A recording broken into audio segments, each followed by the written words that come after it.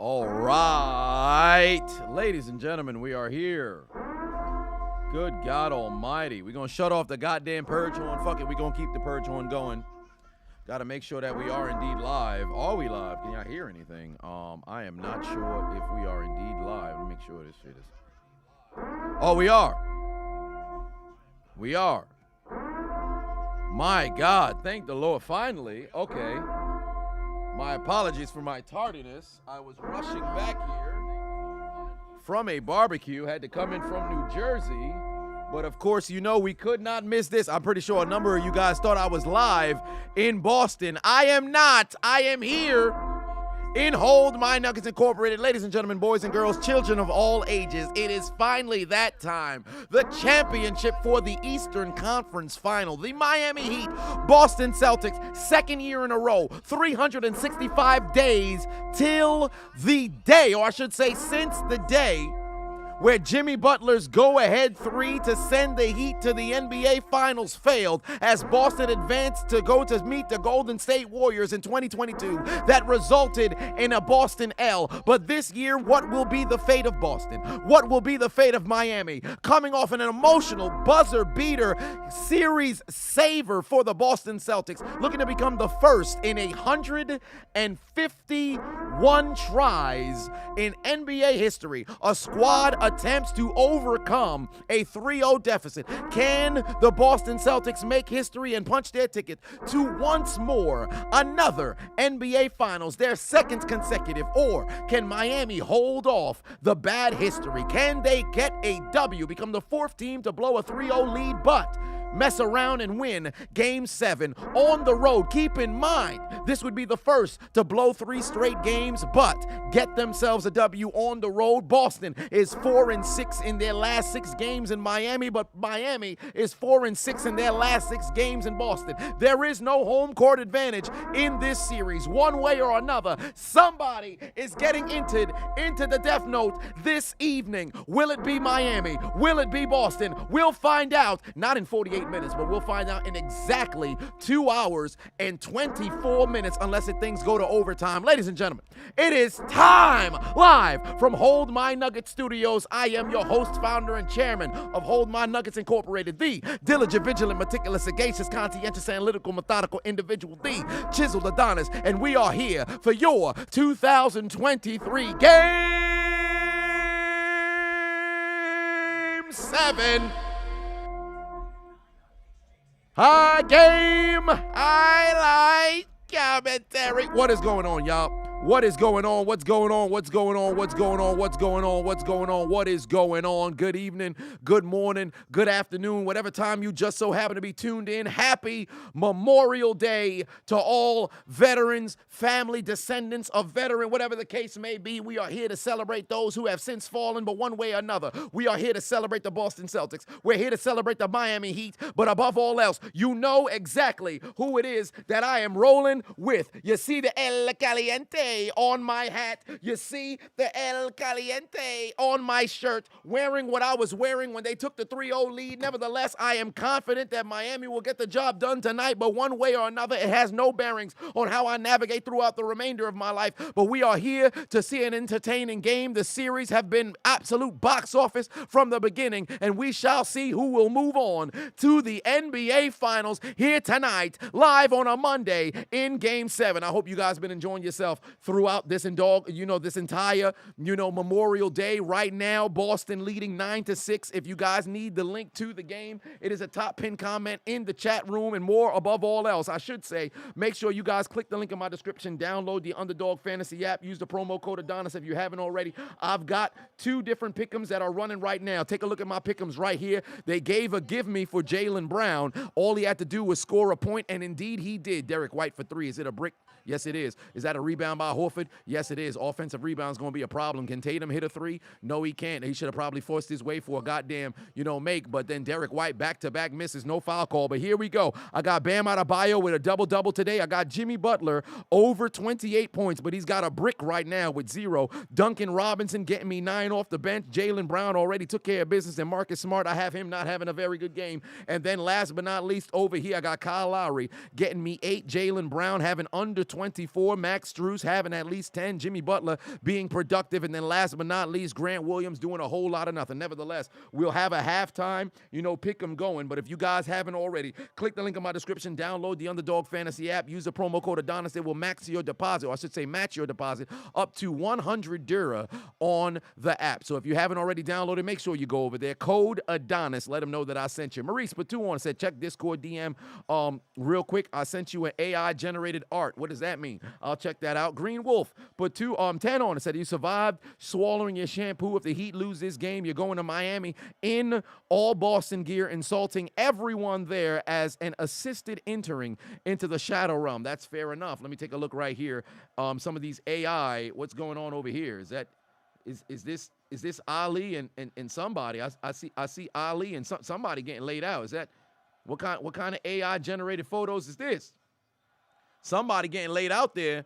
Oh, there's Jimmy Butler going back the other way. Oh, I think he got fouled and won. Nope, they didn't call anything, but he gets a layup to go. Oh, Prince Vegeta sent me a message. I might have to hit him up after the doggone stream. But nevertheless, here we go. Chrono said, how am I feeling about the Heat possibly losing the series? I'm very confident that Miami can still get the W. I've felt absolutely no different, and you guys had an opportunity to watch me in real time. See, the thing is, here's a positive thing about me, right? There's literally nobody who can say that they've tuned into the stream or they've been subscribers of me. Well, really, above all else, people who've tuned into the stream who happen to know that I am a Heat fan, you can't sit here and say I was panicking. You can't sit here and say I was flustered. You can't sit here and say I was emotional. You can't sit here and say I was a fair weather particular kind of fan. Did you see me over here celebrating when they went up 3-0? No. Did you see me losing my mind when they lost game 4? No. Did you see me losing my mind when I returned for game 6 after I went to game 5? No.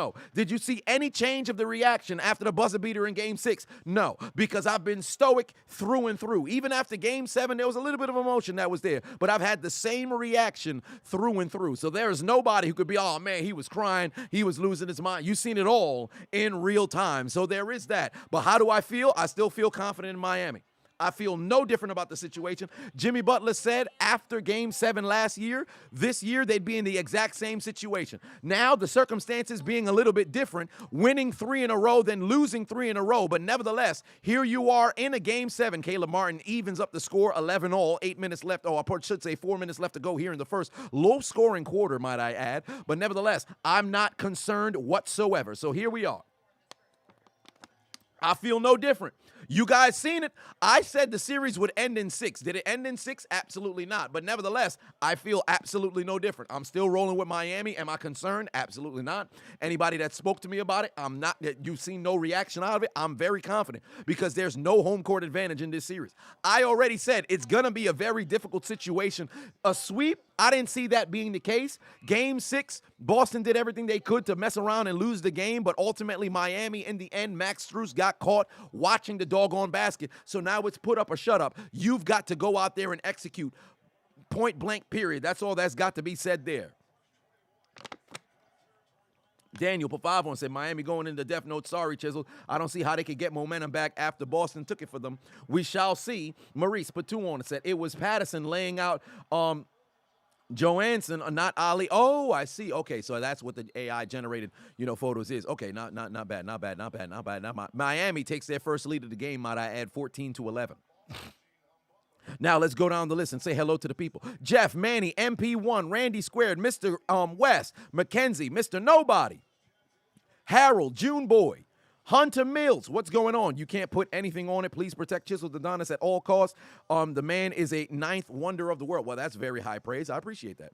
Next, Lawrence, King, KT, Chris, Malone, Jake, Jay, Dakari, Don is back.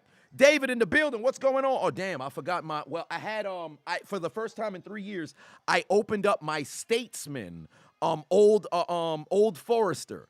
I opened up my Statesman. Anybody who watched the Kingsman series, the very next, the next movie was the Statesman. I believe it was Golden Circle. No, it was Kingsman Golden Circle, but they were Statesman or some shit like that. I forget what the coordination was, but I have the whiskey. I was drinking that earlier. I can see the empty bottle is on the table. After halftime, I'll bring it over here. But nevertheless, that's what I was sipping on earlier. Right now, I'm drinking water so I don't mess around and lose energy throughout the doggone stream. Despite this being a very captivating game, I wouldn't want to have something like that happen. Chris, Boomer Sooner, Joshua in the building, habitual line stepper, token black guy, G-er, or I should say G-R rather than G-er. He said Kyle Lowry got a BBL. You're certainly not wrong with that because the man forgot how to play basketball because his body's unproportional. Brian in the building, what's going on? Ikeem, how's it going? Johnny, JJ, M-Dog, James, Dev, Valorian, B. Vilcius. What's going on? You predicted Heat in 7 if they got one win, so your prediction is still accurate. Fair enough. If they got one win, so if they just won one time, it'd be Heat in 7. That's a hell of a doggone, prediction, but nevertheless, we shall move. Dakari always giving out gifts. You love to see it. Hella, what is going on? Henry the Ruler, sus ass is in the building. Samuel, Jay, Dark, Malik, Royal, Mike, Jay the 90s kid, Bob Sloth.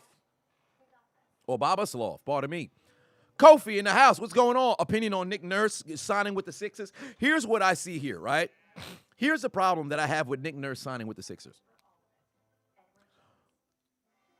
Are they going to play Joel Embiid inside out? What's the offense going to look moving forward? That's my only concern. Because Harden is going to leave. Are they going to go sign somebody else, or are they going to tell Tobias Harris to play to the level of his contract?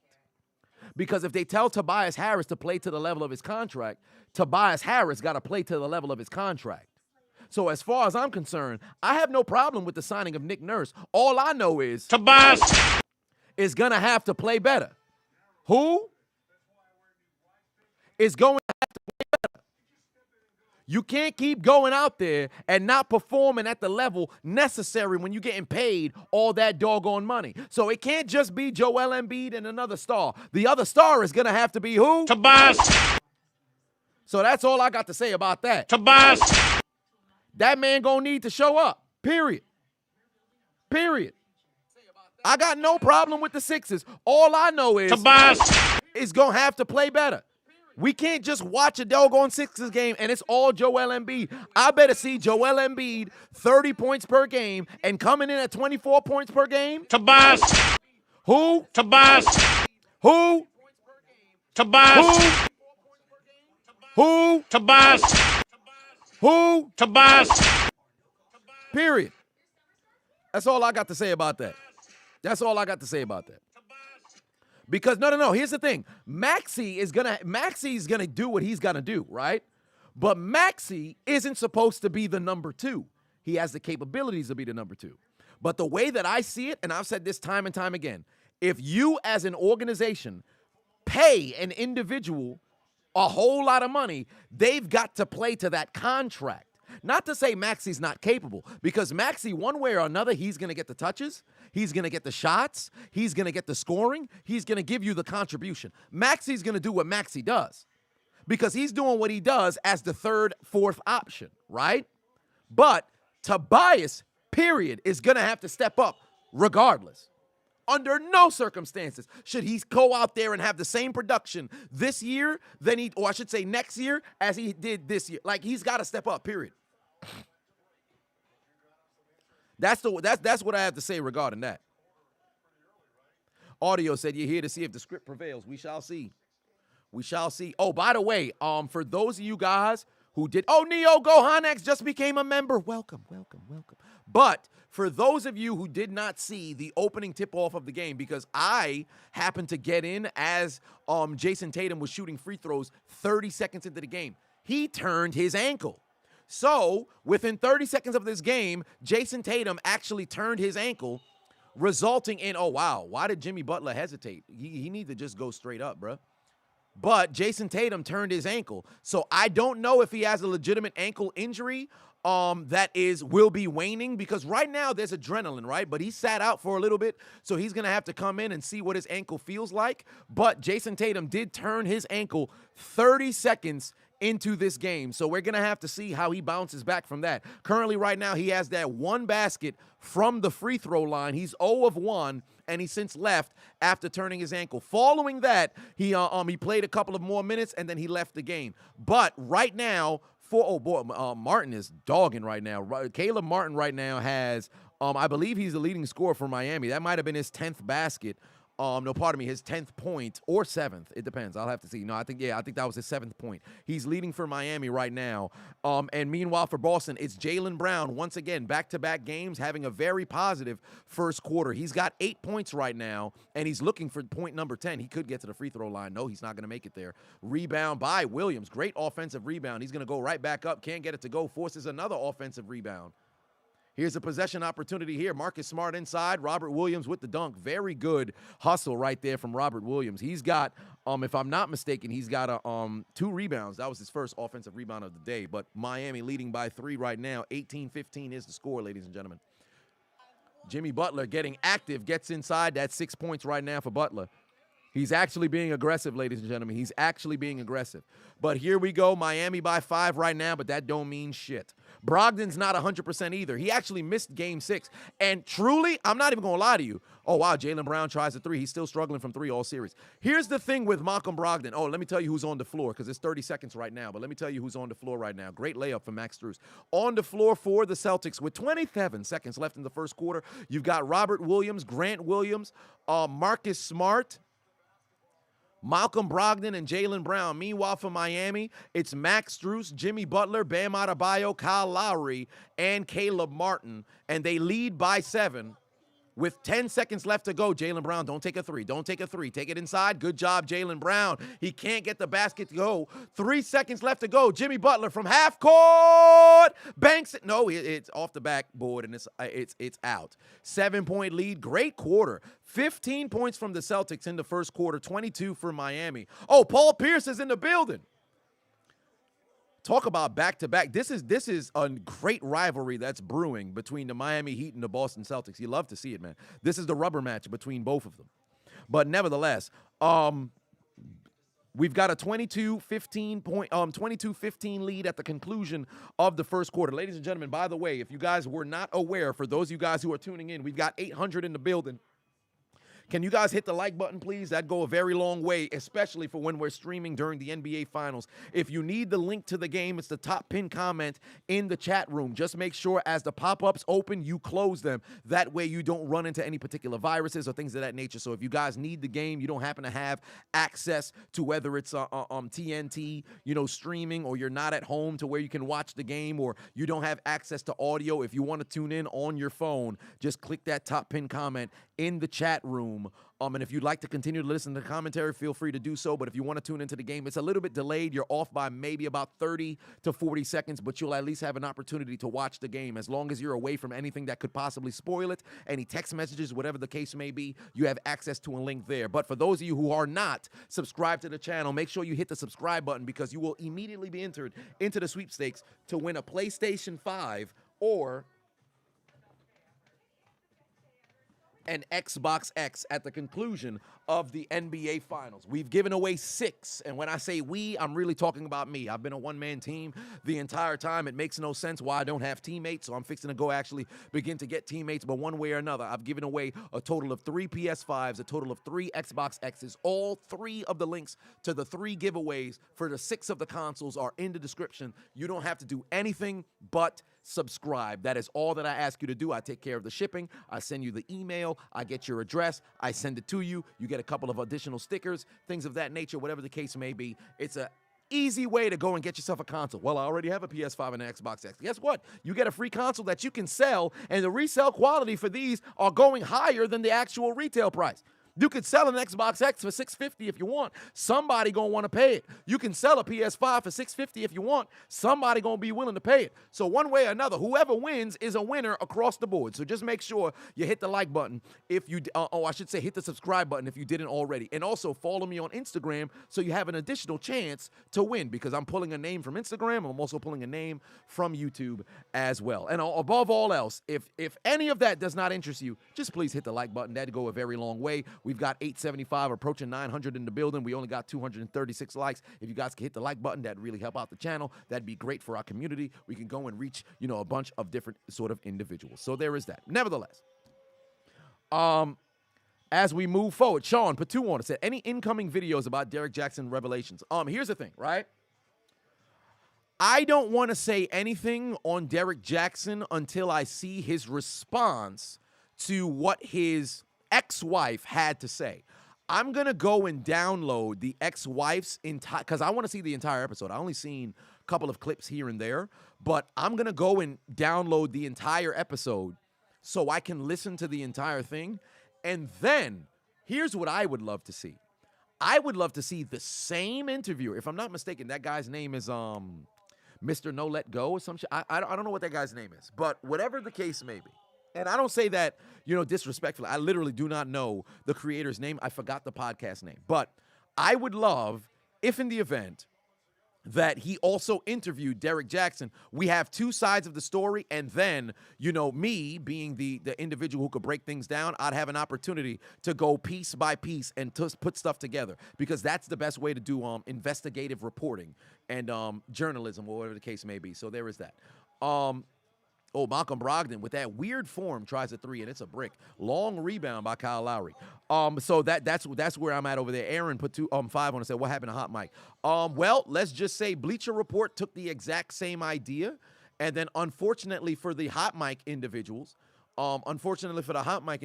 it kind of got to a point where they were getting phased out. So that's what ended up happening with Hot Mike. So the executives, because I'm number one on Hot Mike, right? So they actually called me and said, hey, listen, this is what's going on. Bleacher Report pretty much kind of took the idea, and because they have leverage over them and they were relatively a startup, what ended up happening was they got put in a situation where, they were at the mercy of the people, and the people were leaning more towards Bleacher Report, and they're not pushing it. So if I try to revive the app, it's going to be incredibly difficult, because I already don't have that particular kind of power. Not to say that I don't have confidence in myself, but other apps messed around and started, taking things. So that's ultimately what ended up leading to that. The stream is lagging. Why is that? Hella said the stream is lagging. Put a 1 in the chat if the stream is lagging. Put a 2 in the chat if it's good for you. If it's lagging, Miami takes a 12-point lead here. Highsmith enters the game, and Miami is now up by 12. Very good start to the quarter. They go on a 5-0 run, and immediately they call timeout. Stream is good, no lagging. Okay. If it's ever lagging, just spam the chat if it starts lagging, so let me know there. Aaron said, that sucks. You really enjoyed the community. Me too, man. Because there's the thing. Like, when you start up with business, there's the one thing with business where, if I'm not mistaken, they say like 80% of businesses fail within the first 5 years. And and truly with Hot Mike, and I'm gonna get to the other supers as well. But I really loved what Hot Mike did, right? I really love what they did, and I love the idea behind it. The only problem is, all it takes is other apps like Bleacher Report or whatever the case is to really just sit there and say, yo, wait a minute.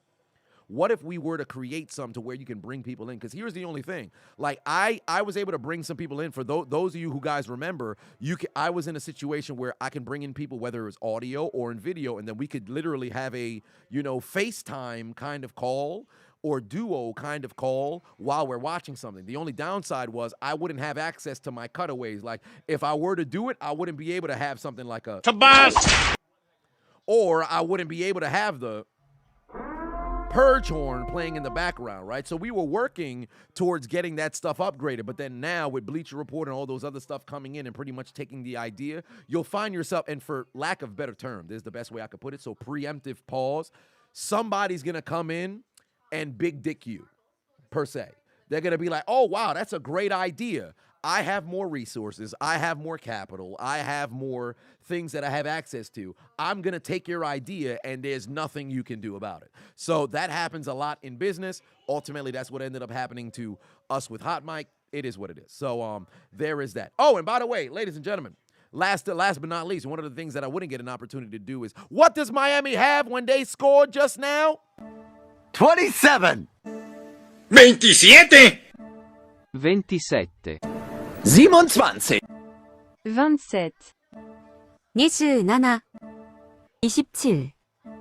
27 27 shot 27 27. Vincent, but 27-15 is the score, ladies and gentlemen.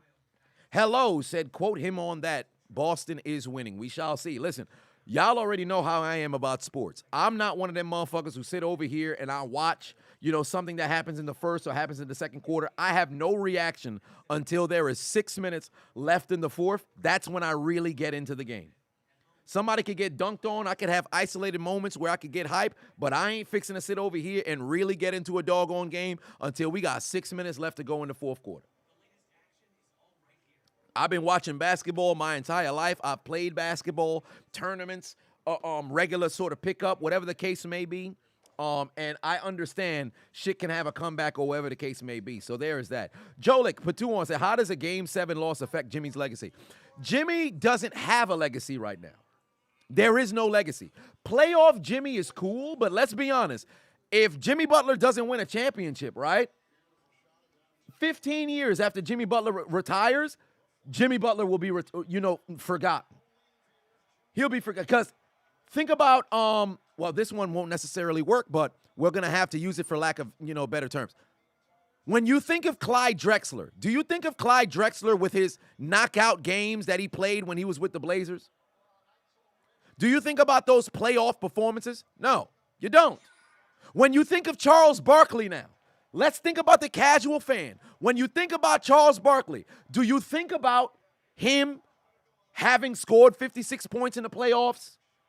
Do you think about him being an individual who was a baller postseason, should have been the 1990 MVP, 1993 MVP, all this stuff? No. What do people think when they think of Charles Barkley? Ringless. Ringless. That's what they think of Charles Barkley. It's fucked up, but ringless. What do they think of Karl Malone? Child molester. But what do they think of John Stockton? White guy. Like, when you don't win a championship in basketball, you got to be a hell of a player to where you can still have a legacy without having a ring. And me personally, I don't judge them like that. But the casual fan, for example, somebody like Allen Iverson, he changed the culture more off the court than on the court. He played a hell of a game on the court. So he can keep the legacy. But a lot of players who don't have a ring, and they can be absolute monsters, they get forgotten. They get forgotten. So you've got to get that championship if you really want to have a particular legacy. But to answer the question for you, Jolik, I don't think how does it affect his legacy? His legacy will be known as the guy who was the number one guy on a squad that blew a 3-0 lead. He's going to be the first. Miami would be the first team to blow a 3-0 lead, period, in the playoffs. So with that being the case, what does that mean? Jimmy Butler being the head of that, they will become the first. That will be his legacy because he was the guy. That's there. What about Melo just retired? We right now, having watched Carmelo Anthony, the younger audience, people who've really been watching basketball in the heyday of Steph Curry and LeBron James, they don't know what the fuck Melo was. They don't know what Melo was. Keep it a buck. The tail end of Carmelo Anthony in New York, him going to OKC, Portland, Los Angeles. The people who've seen that have no clue what Melo was in Denver, have no clue what Melo was in the beginning of his career over there, or I should say his early years in New York. They don't know nothing about that. They see Carmelo Anthony. They see a guy who's a third, the third option guy or a dude who's coming off the bench. They don't know what the hell Carmelo is. We have to consider the era of the fan. So when I say casual fan, I'm not talking about a casual fan who's been watching basketball for 10 years. 15 years. I'm talking about the casual fan who showed up when LeBron James, Steph Curry, Cavs, and Warriors were going at it 4 straight times in the finals. They don't know nothing about people. Dirk Nowitzki, those of us who know basketball, we could talk about Dirk. But those new fans, man, they don't know nothing about. They see Dirk as the dude who was banged up, wobbling, running down the court, playing about 22 minutes per game, jacking up an occasional 3, and then having his jersey retired with Dwayne Wade at the All-Star game. They don't know nothing about that. And thank you so much, TSWV. You said it correctly. When they say Melo now, they think of LaMelo Ball. It's crazy, but guess what? They think of LaMelo Ball. Them 2000s babies, you right. Them 2000 baby Valorians, they hardly know. Just like the 90s babies who came in, the late 90s, Hell, even some of the early 90s. Why you think about the people who discount Jordan's legacy. Think of the people who really discount it. They wasn't born and watching Jordan in the playoffs. They weren't watching Jordan when he played. Don't get me wrong. You can have your critiques.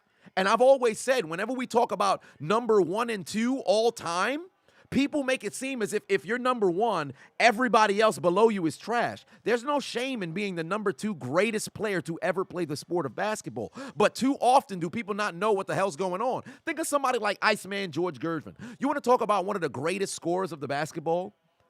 Think about Dr. J. Whenever people talk about the greatest basketball players of all time, how many people mention Dr. J, who's not a little bit older? Who talks about Pete Maravich and things like that? They don't respect the actual game. So the casual fan, they don't know nothing about those types of players. Jared put 5 on said, is Grant Williams in the script? Need another roast of him. Need a roast of that man ASAP. We shall see at the conclusion of the game. But right now, Miami leading by 15. They led by as much as 17, but that shit don't mean nothing. It's only the second quarter. Miami up 38-25, but that shit don't, 23, pardon me. That shit don't mean nothing when Kyle Lowry turning over the basketball like this. There we go. Great run right there from the and get a timeout, Miami. 4-0 run right there from the Celtics. 38-27 is the score right now. Kyle Lowry with just the turnovers left and right, bro. What is wrong with that man? Oh, pardon me. 38-25. I'm gonna give you guys what the breakdown is of the scores, but I'll let you guys know that much. You remember Dr. J getting his ass kicked by Larry Bird? How many people remember Dr. J, who was dominating the ABA in the 70s, the early fucking 80s? Those Sixers squads was crazy. 3 straight years, the NBA MVP came from the 76ers. I believe it was Dr. J, Moses Malone. Or it was Dr. J, Moses Malone. Let me actually pull up the NBA MVP. Let me see if I could pull up the NBA MVP. Because it was 81 through 83. 81 through, okay, it was Julius Erving in 81 with the Sixers. Moses Malone won the thing with the Rockets, and then he came to the Sixers, and then they won the championship that year. 3 straight MVPs, but Malone actually got one when he was with the Rockets. But nevertheless, that's neither here nor there. Dudes was dogs, bro. Like, think about the way. Like, that. You got to really know basketball to really talk great stuff about Larry Bird. People disrespect Larry Bird.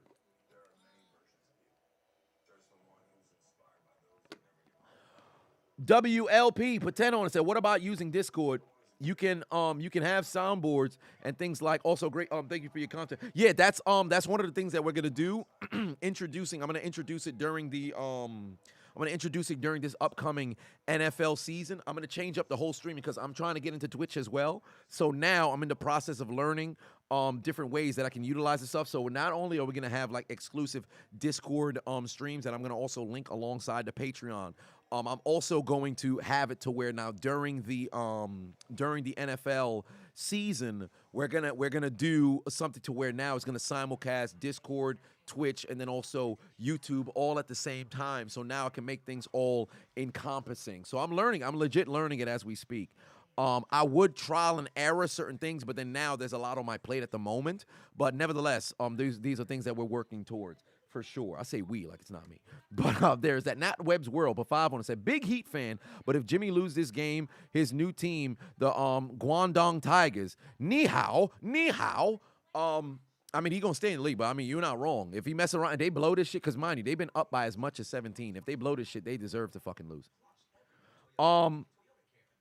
Gerald put 2 on it, said Heat-Knicks rivalry was entertainment. Yup, 4 straight times they met in the playoffs. 4 straight times it went to an, I don't want to say elimination game because obviously everything goes to elimination game. But it went to whether it was 5 in the first round or it went to 7, whatever the case was. So there is that. Payne said, am I fixing to get the cameos back? Discord, yes. But that one is kind of like, yo, you turn your camera on, anybody has, free reign or whatever the case is. So I guess that's where you guys would come in, moderators, so we can stay on top of things. And get that stuff situated. So we're going to work on it all summer long. Those are things that I'm going to work on. I'm going to be traveling throughout the summer as well. But the days in which, I am here, because obviously I'm trying to build partnerships and freaking work with everything, because now I said now is the collaboration time for me. So I've got a lot of work that I got to do to go out there and learn different sort of things so we could go and push this bitch to the moon. But nevertheless, a lot of things that we're going to mess around and incorporate, for sure. Damn Rudy put 2 on and said, skeet, skeet, hashtag gum job. Sir, what does that mean? What have you been doing this Memorial Day, sir? What have you been doing this Memorial Day? You need to relax. Miami back on the floor, leading by 13. Oh, Caleb Martin nearly stepped out of bounds there. He did not. Great fucking defense from Al Horford. Somehow Caleb Martin gets the roll. You talk about great offense. Miami's lead is back up to 15. Justin Pafavon said, love the commentary, brother. Keep it up. And to everyone in the chat, hit the like button. Come on, guys. This man's the GOAT. I wouldn't necessarily say I'm in quite the GOAT, but one way or another, do hit the like button. That'd go a very long way if you guys haven't already. Robert Williams, offensive rebound, or I should say a tip-in, gets that one to go. The lead is back down to 13. And ladies and gentlemen, how much points do the Celtics have right now? 27. 27. 27. 27. Vincent. They have 27, ladies and gentlemen. 42-27 is the score. They no longer have 27. They've now broke 29. So there is that. Skylar. Put 5 on it. Say, hit the blasted like button, people. That ish is free. Over 1,100 in here. Only 338 likes. Like, come on, fam. You certainly ain't wrong. Can we at least get the likes to half? Can we get to 555? We don't need no 666s. Can we get to 555? All I'm asking is 140 people to go and hit that like button. That'd go a very long way, ladies and gentlemen. That would really do very good for us here. We can not only enjoy the doggone stream, but when we see that like button get clicked, we actually feel much better collectively as a unit tuning into this doggone game. Keep in mind, we're doing a lot of things here. We're enjoying ourselves. So make sure you guys hit that doggone like button. Brian Pafavon said Larry Bird can't run or jump because that was God's way of making things fair, said Charles Barkley. You're certainly correct. You're certainly correct. That man was a damn dog, man. Oh, great layup, right? Or I should say great shot right there from Jason Tatum. They've cut their deficit down to 11. Is that Jack Harlow, bum-ass? I did see Jack Harlow. Y'all scandal if you don't hit the doggone like button. Oh, we're getting close. Only need about 49 more likes. The Celtics faithful are on their feet here. Yo, they got Bam getting guarded from Jaylen Brown. But right now on the floor, oh, good pass. Caleb Martin over to Vincent. Vincent puts in a 3 right there. The lead back up to 14. On the floor right now for the Celtics, 4:30 left to go here in the first half. It's Derek White, Al Horford, Jaylen Brown, Jason Tatum, and Robert Williams. Meanwhile, for Miami, it's Gabe Vincent, Caleb Martin, Duncan Robinson, Bam Adebayo, and Jimmy Butler. And that is nearly another steal for Miami. Does not happen to happen. Derek White, deep 3, gets that one to go. Lead back down to 11. Fields put 5 on and said, like it up, 100. Indeed, we only about 7 likes away from getting to halfway. Hush Sounds put 5 on and said, if this Miami Heat team wins a ring, would this ring be more significant than the Mavericks 2011? Without question. Because here's the thing. The Mavericks ring is the most difficult ring of all time, right? Or I should say, I think, personally, it's the most meaningful one of all time at this point, right? Because they went through Kobe's championship Lakers, defending championship Lakers. Then they went through OKC. They also went through the Spurs, if I'm not mistaken. And they beat that loaded Miami Heat squad. So right now, I personally believe the Mavericks championship ring is the toughest ring in NBA history, right? The Rockets came from a 6 seed. I believe the Rockets are the lowest seed to have ever won. But if Miami were to get a championship this year and they were to move on, beat Boston, go on and take down Denver, this would be the greatest championship run ever in NBA history. But they've got to take care of business. People can say, oh, man, you're biased. I want you to understand what's the logic here, right? They introduced a play-in tournament. Miami was the 7th seed. They lost to Atlanta. They were 3 minutes away from missing the playoffs completely. They go in as an 8 seed. They took down the 2-time MVP, best record in the league, Milwaukee Bucks. They played a very, very good top 3 defense, number 3 defense in the entirety of the NBA in a New York Knicks. You took down the reigning Eastern champion Boston Celtics, and then the number 1 seed in the West in the 2-time MVP, Nikola Jokic led Denver Nuggets. That would be the greatest championship of all time. But you can't crown motherfuckers before they get there. I'm not one of the people who play in the what ifs. So there is that. Oh, it was Portland, LA, and OKC. My apologies. It was Portland, LA, and OKC. My apologies. OKC beat the Spurs, I believe. My apologies. Those were the Brandon Roy Pacers, right? I said Pacers. Those were the Brandon Roy Portland Trail Blazers, right?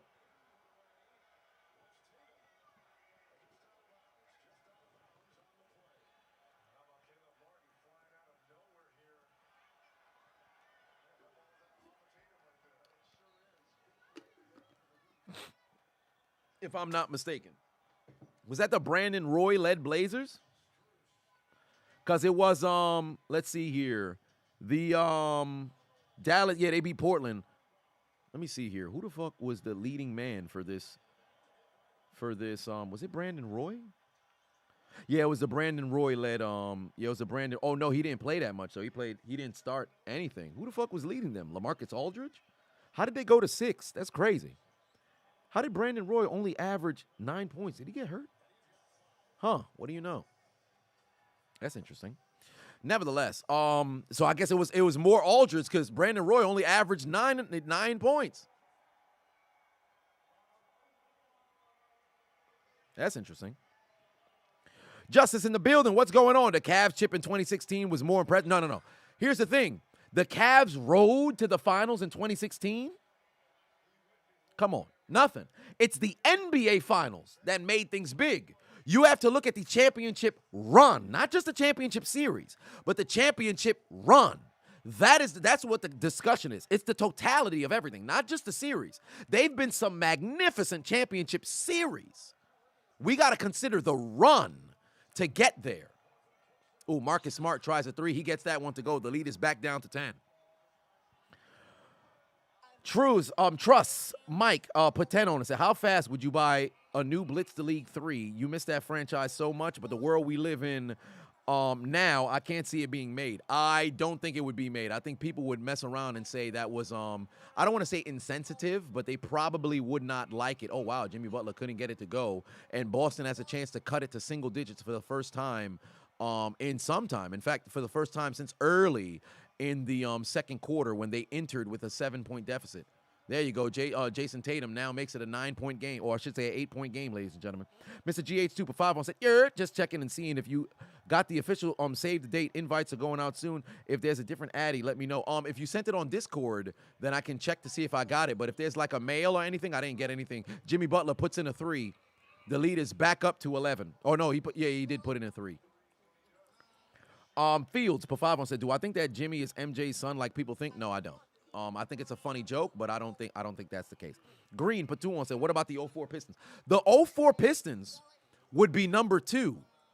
The 04 Pistons would be number 2 because them taking down that Lakers squad with 4 Hall of Famers, really, you can argue it's going to be 5, depending on, if certain players were to mess around and get in.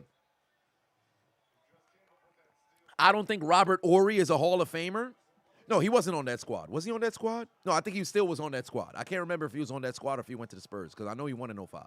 But you had Shaq, you had Kobe, you had Karl Malone, you had Gary Payton. That's 4 Hall of Famers that's there. I can't envision a circumstance where Derek Fisher messes around and gets into the Hall of Fame. I don't see that happening. Rick Fox, fuck no. I don't think that's going to happen.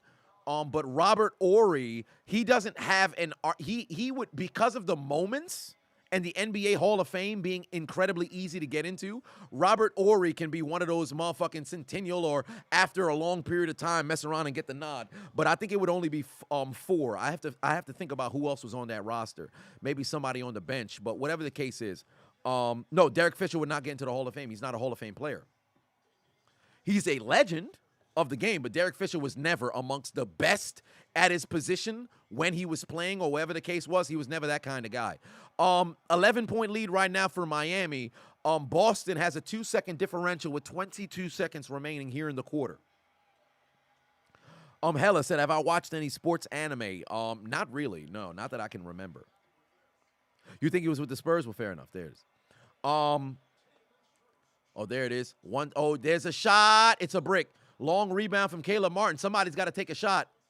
Highsmith banks it. Nope, missed it. 11-point halftime lead right now for Miami. Great quarter from Boston right there.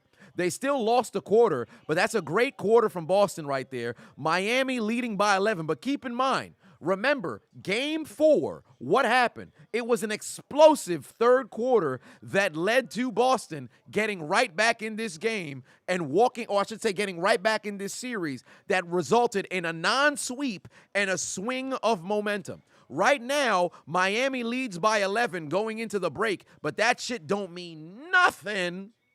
It don't mean nothing because there's 24 minutes remaining of basketball. We've seen both these teams overcome double-digit leads. I don't give a shit what happens through 24 minutes. I want to see what's going to happen in the final 6 minutes. Right now, let me give you guys some statistics here at half. Right now for Miami, leading all scorers, again, it is Caleb Martin. I don't give a shit what happens, right? If Boston wins this series, the MVP of the Eastern Conference or whatever the case is, that would be Jason Tatum. But I'm not going to lie to you. I don't know if they give out the MVP for the entire, run of the playoffs up until the qualifier for the NBA Finals, or if it's just for the championship of the conference.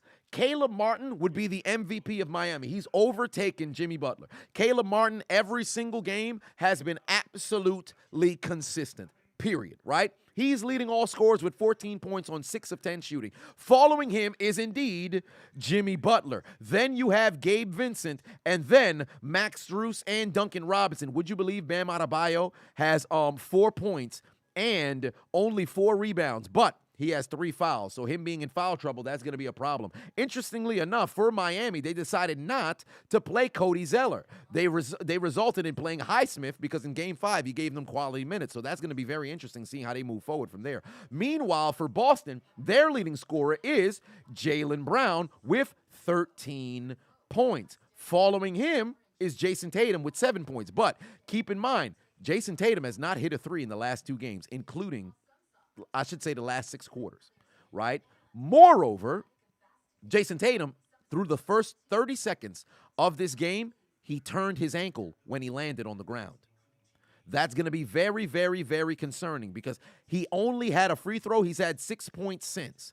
But nevertheless, you're going to be interested in what that ankle looks like when we come out at the half. Because here's the thing. They're going to shoot it up with Tortorella or whatever the case may be for the third quarter, so he'll be fine. When the fourth quarter comes, you're not going to have an opportunity unless you were to run to the locker room to get that ankle shot up.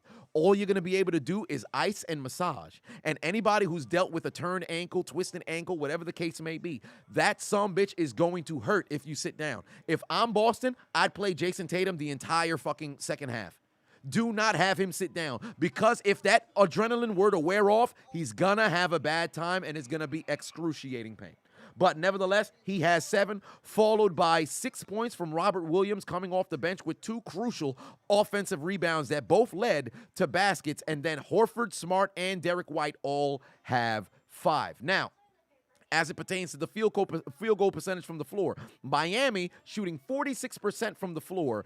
Boston shooting 38% from the floor. Miami is 8 of 16, 50% from 3. Boston, back-to-back games, they are struggling to make threes. They're 4 of 21, shooting 19% from 3. Both teams, right now, from the free throw line has not necessarily been a factor. Boston shooting 3 of 4. Miami only shooting 2 of 2. So right now, the referees are calling foul, but the fouls are not resulting in free throw shots. So from where we sit right now, we can't say the referees are influencing this doggone game. But if you would like to know, Boston has more fouls that's, in their favor than Miami because Miami has 8 fouls, Boston has 6. Boston is out rebounding Miami 23-20. Miami is out assisting Boston 12-10. Boston, believe it or not, only outscoring Miami in the paint by 2. That is something that is unprecedented in this series. Miami has been able to control the three-point line, but Boston has at least been able to control the paint. If they're shooting evenly, at the paint, but they're losing at the three-point line, Boston will be in trouble. And above all else, Boston has 7 turnovers, Miami has 5, both resulting in 11 points for Boston, 9 for Miami. And that's where we sit right now at halftime with 24 minutes left to play for the right to represent the Eastern Conference in the NBA Finals. Now, Green Wolf, Patu said, come on, Heat, keep this going. I want to go to Miami. Shit, I want to as well. I bought my ticket to Miami already.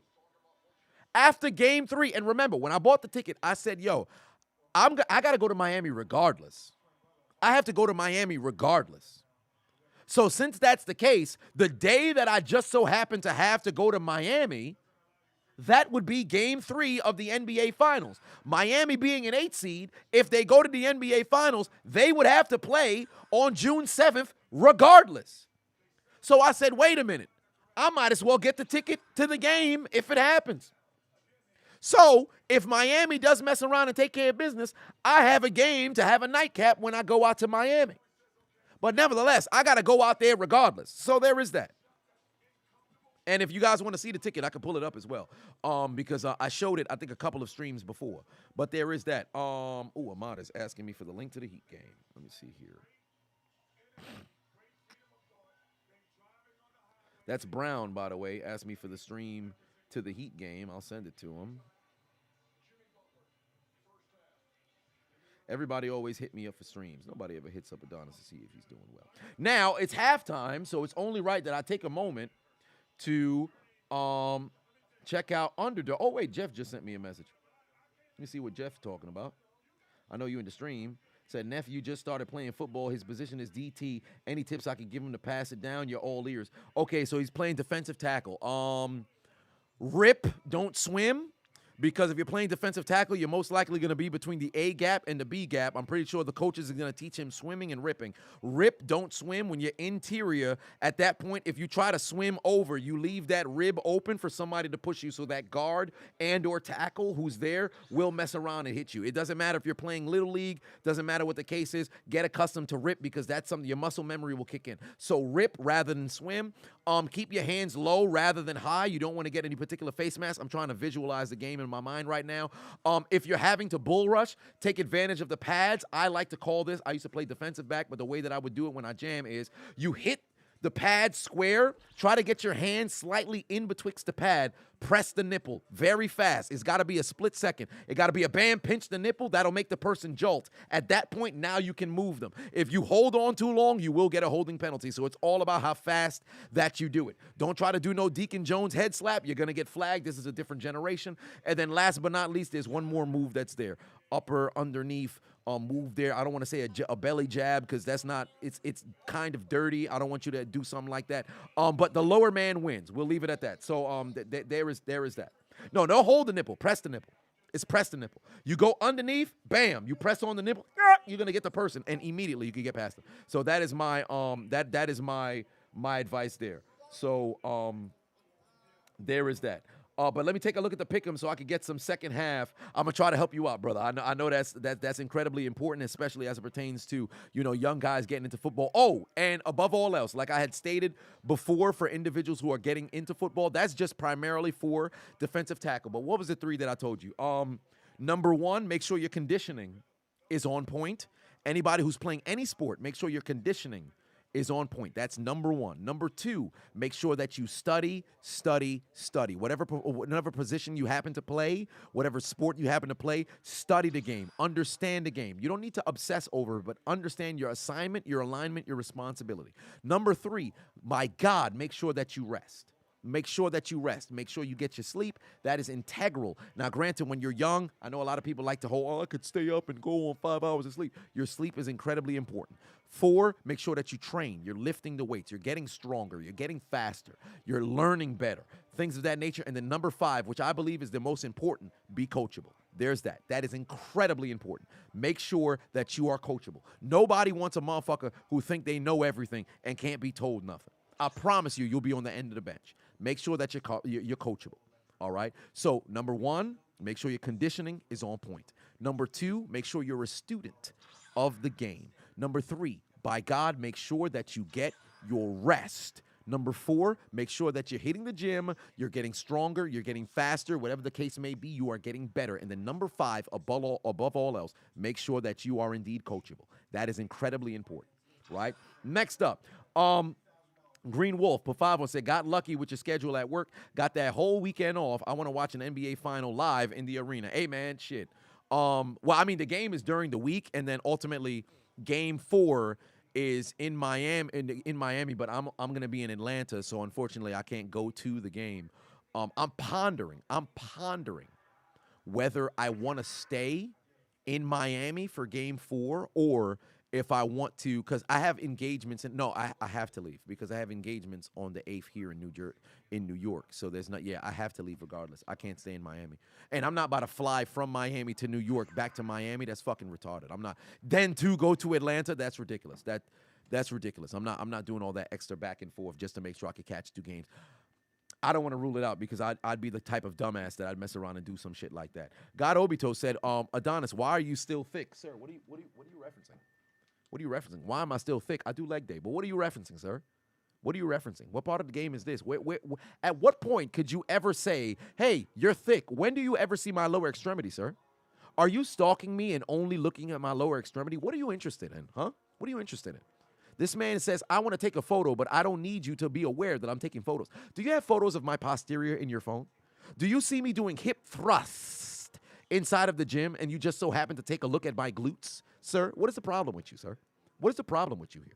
We're here to watch basketball. You over here talking about my glutes? Sir, what is going on? What is going on? Nevertheless, Field says, is Wembanyama a bust? Fam, he didn't even get drafted yet. Adrian, for 5 on, said, if your D-line and O-line do wrestling for cardio and leverage, I played nose tackle at 185 and had 11 sacks playing halftime. Wait, you had 11 sacks playing at halftime? What do you mean by? Oh, you said playing half of the time. Okay. You know, big regret that I didn't wrestle when I was in high school. My dumb ass should have wrestled. I didn't think wrestling would be very, very, very, very, very beneficial for me, and more above all else, I didn't really know the sport like that, so I didn't want to do it. I should have fucking did it. I should have said fuck indoor track. I should have fucking wrestled. I regret it because I had a chance to get on the mat a few months back. And mind you, I graduated 2012, so that's fucking 10 years since I had graduated. I got on the mat, and I didn't know what the fuck I was doing, but I'm like, yo, this shit's kind of cool, bro. I should have fucking wrestled. But let me do a couple of my pick'ems here. Bam Adebayo. I'm going to go ahead and say Bam Adebayo is going to have to go and get some rebounds, but I think I'll probably go with the Caleb Martin points. I'll go to Caleb Martin. No, I'll actually go Caleb Martin assists. Kyle Lowry with some points. I'll actually say Kyle Lowry will get some doggone points. I'm going to say Jason Tatum is going to continue to struggle. I'm going to also say that Malcolm Brogdon is actually not going to be very productive. And I feel comfortable with this one in particular. I'll put 20.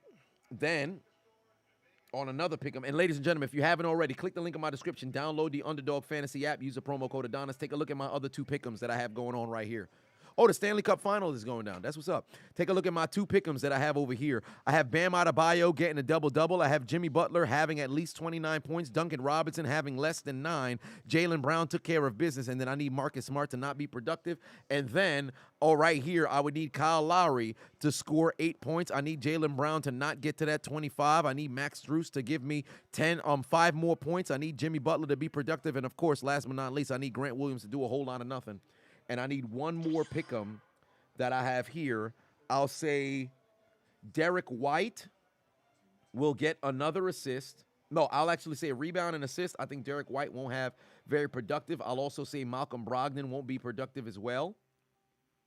I will say Duncan Robinson won't get to 10. I'll say Gabe Vincent will get more than 15. Or I should say Caleb Martin will get more than 14. I think he'll hit a couple of threes. I'll say Jimmy Butler will get more than 25. And that's where I'll leave it with that. And then those will be my 2 pick'ems. I'll put 10 on that one. And then I'll see if I could. Ooh, wait a minute. Oh, the half isn't the same wager? Oh, no, I only have 4. I need one more. I'll say Gabe Vincent under 15 points. There we go. And that's my final wager, and we'll see how that pick'em plays out. So these are my 2 new pick'ems. These are my 2 new pick'ems. And if you guys haven't already, click the link in my description. Download the Underdog Fantasy app. Use the promo code Adonis if you haven't already. I have Jimmy Butler getting to that 20. Wait a minute. What the hell's going on over here? Oh, here they are. I'm tripping. Where's the other pick'em? Oh, there's a pick'em. Okay. So Kyle Lowry, over 6 points. Jimmy Butler getting at least 25. Jason Tatum not being very productive on that twisted ankle. Caleb Martin getting some rebounds and assists. Malcolm Brogdon doing a whole lot of nothing.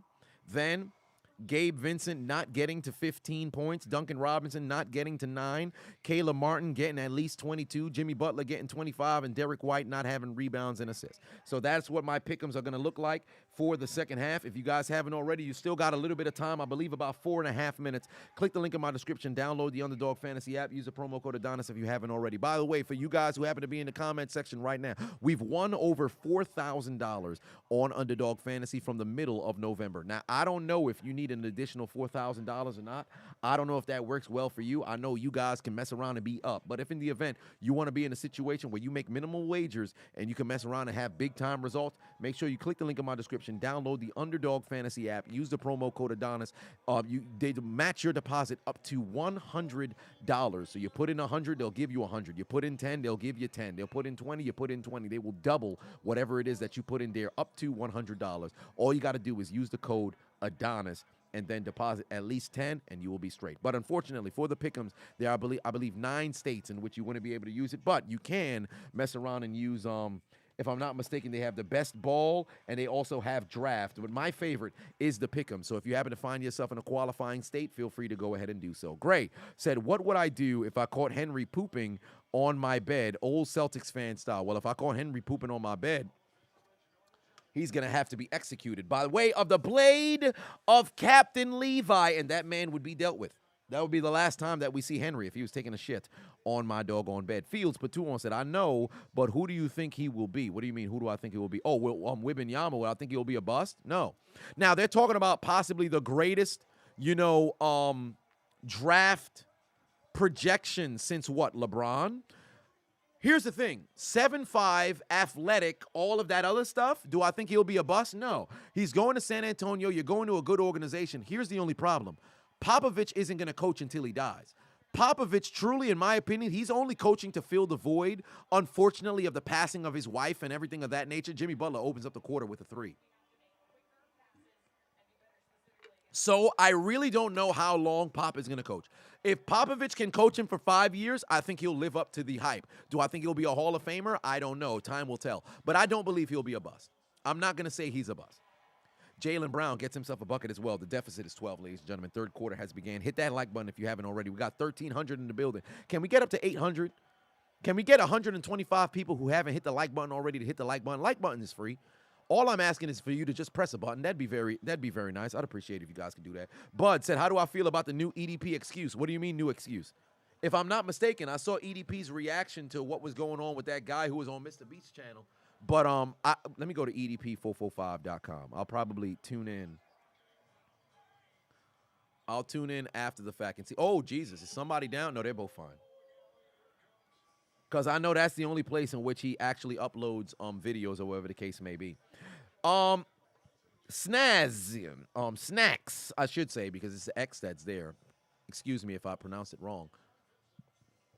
But, oh, that's a tough shot. Couldn't get that one to go. But Pafavon said, as a Knicks fan, seeing NY get eliminated by the Heat, I have way more respect for them than the Celtics. Boston, our most hated rivals. Let's go Miami. Really? You would consider Boston the more hated rival as a Knicks fan than Miami? That's interesting. Well, then again, it depends on when you became a Knicks fan. Because if you were a fan of the Knicks in the late 90s, early 2000s, I don't think you would say that. But I think as of late, you probably can say something like that. They should have called the travel on Jimmy Butler. They didn't call it. But it's a 16-point lead right now for Miami. Peyton said, where's the story? We'll do it after. We'll do it after the stream. 16-point lead. Or I might just have to go live for like a special stream on like Tuesday or something. We could have like a story time and also give projections for. I actually like that idea better. We could do a stream on Tuesday. Let me write that son bitch down. Stream. I said Tuesday, like fucking Tuesday's not tomorrow. Stream on Wednesday for prediction and story time. I think that works better because today been a long day. I don't know if I'm gonna be able to survive staying up and shit. So there is that. My apologies, Peyton. I know you be waiting on them doggone story times. I'm sorry about that. Please forgive me. Lo siento.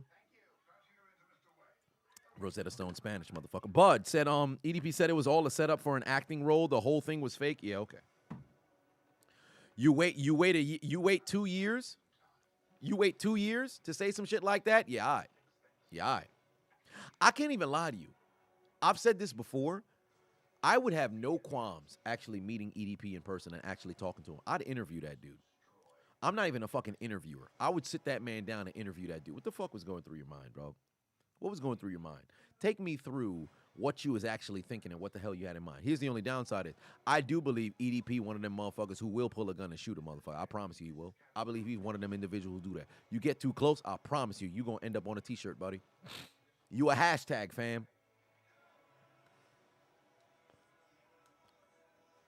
It sucks how EDP went down. I agree.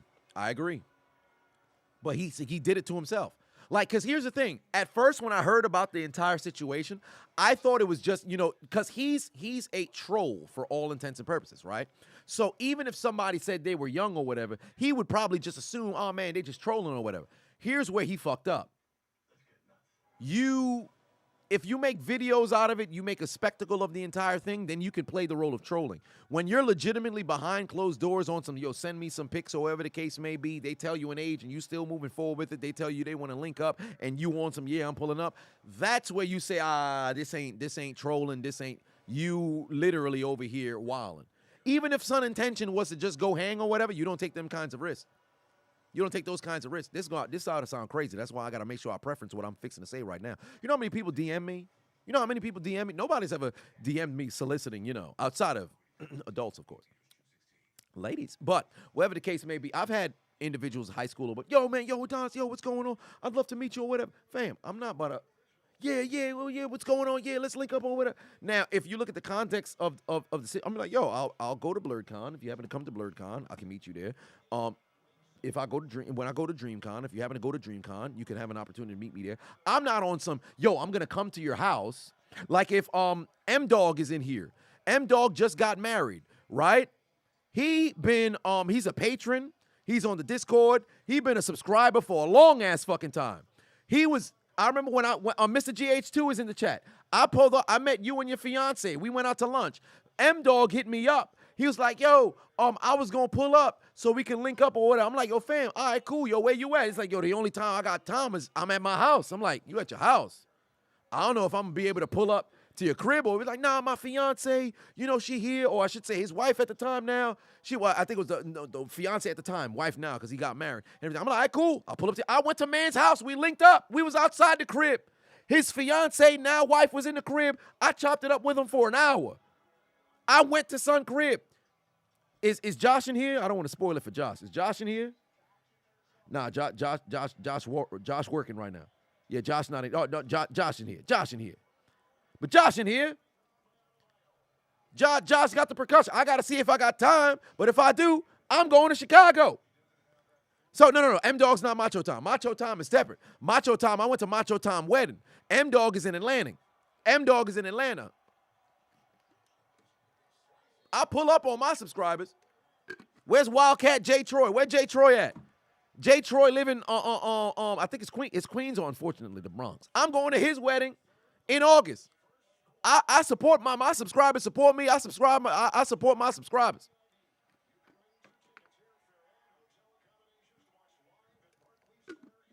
So the only thing, the thing with EDP was he took it way too far. That was the situation. It's like, if you just wanted to chill with your followers or whatever the case is, okay. But if they over here trying to solicitate, or I should solicitate, you trying to mess around and scheme your way into getting into some young poon, something wrong with you, brother. Something wrong with you. You wildin'. That's why I looked at it. I'm like, his only friend being Felipe or whatever the case may be, he's tripping, bro. He's tripping. Justice said, you 6 blocks from the Barclays Center. First and foremost, brother, you got money. That's all I got to say there. You got money. No, I'm not going to the Bronx. The wedding, I think, is in Queens. And Mr. GH, I'll make sure that I check again to see if the save the date came in. But if it didn't, just send it to me in Discord. I'll have it saved because I already have the date inside of my calendar. I would just need like the confirmation, everything, and then I'll just go and I'll buy the ticket so I could go over there, and then bam, I'm pulling up to the doggone wedding. So there's that. I'll fly out Sunday morning so I could, get back to not only do the commentary but go live that evening. But nevertheless, I'm gonna be there. Yeah, the game is going by fast because there's not a lot of foul calls. Like right now, let me see if there was a foul that was called in this. There was one foul that was called in this half. Oh, Derek White with a basket puts in a 3 there, and they cut their deficit back down to 11 here. Derek White with 10 points. We getting Chiseled Adonis to City Island this year. We shall see. Green Wolf put 2 on here. Be right back. Going to go grab a cupcake to chill out, EDP. Yeah, Jimmy Butler better go and attack. Oh, he want to take a jumper. Jimmy Butler's jumper, and it rims out. Rebound by Jason Tatum. Here's the thing with Tatum. I want to see what things look like when it hits about 6 minutes left in the fourth quarter. Oh, wow, Derek White. Oh, wow, he got fouled and won. Derek White cuts the deficit down to 9. Opportunity to make it 8. Ooh, look at the Celtics fans. They are hype. What a great start to this half right now for the Celtics. I think right now, them and Miami is a difference of about 1 point. Yeah, no, 2 points. I don't think Malcolm Brogdon's going to see the court again. I think this is going to be the Celtics 6 with a miscellaneous substitution of Robert Williams here and there. I don't think Grant is going to get a lot of additional minutes here and there. It all depends on what things look like. Horford and Robert Williams will alternate here and there, but I think that's what things are going to look like. But on the floor right now, Boston on an 8-0 run. On the floor right now for Boston, it's Marcus Smart, Derek White, Robert Williams, Jason Tatum, and Jaylen Brown. On the floor right now for Miami, it's Caleb Martin, Bam Adebayo, Jimmy Butler, Gabe Vincent, and Max Strus. 16 points right now for Caleb Martin. Ooh, Jason Tatum should have just pulled the 3. He could have got a – oh, well, there's a steal. 3-on-2 situation for Miami. Kick over to Gabe Vincent. He's not going to take the 3. He probably should have, but he's not going to take the 3. Oh, Adebayo one-on-one. Oh, he's got White. Come on, you should have been trying to cook White there. I guess not. Jimmy Butler tries a 3 again. Can't get that one to go. You had a 3-on-1. You got to go inside. 10-point lead right now for Miami. David said, congratulations to everyone who got married in the past years. You got married too in March. Cheers. Hey, man, congratulations on getting married. I probably shouldn't drink this because today was a whiskey kind of day, but cheers to you, brother. I'm going to take a very small one so I don't mess around and get no fucking hangover in the morning. Cheers to you. So there is that. I wish I had another, like, whiskey or something. Good jumper right there from Caleb Martin. The lead is back up to 12. Adrian put 2 on, said, Grant, I can't stand Williams. Oh, by the way, Adrian, I was actually, I was speaking with my brother about the keloiding earlier on today, and Mr. No IG, who's a good colleague of mine, he has keloiding here. And I showed him the photos of your rejuvenation when you got the operation out in California and they took off the 5-pound keloid from the back of your head.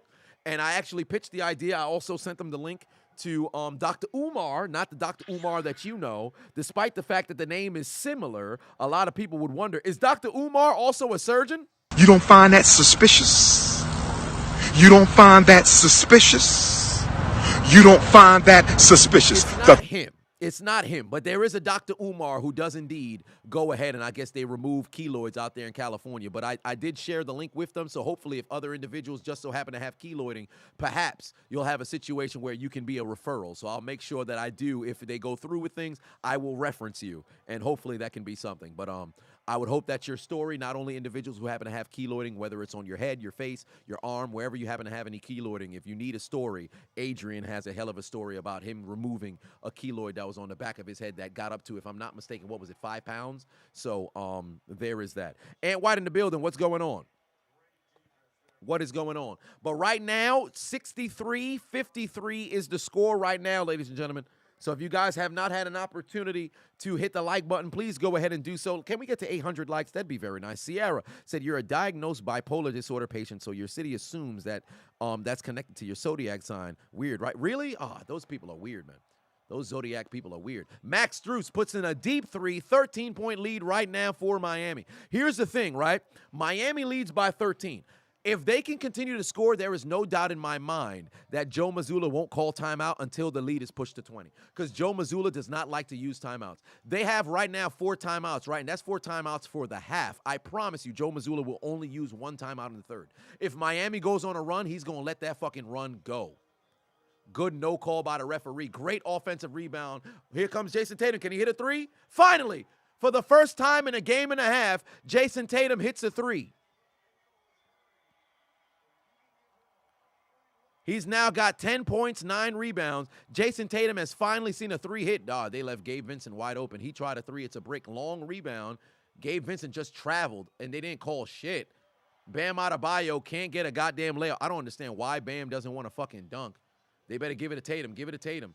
Derek White inside. He gets a basket. 8-point deficit. Call timeout for Miami. Boston's cut their deficit back down to 8. Stark Raving Sports in the building. What's going on? Said Tatum got Kobe tonight. We're going to have to see.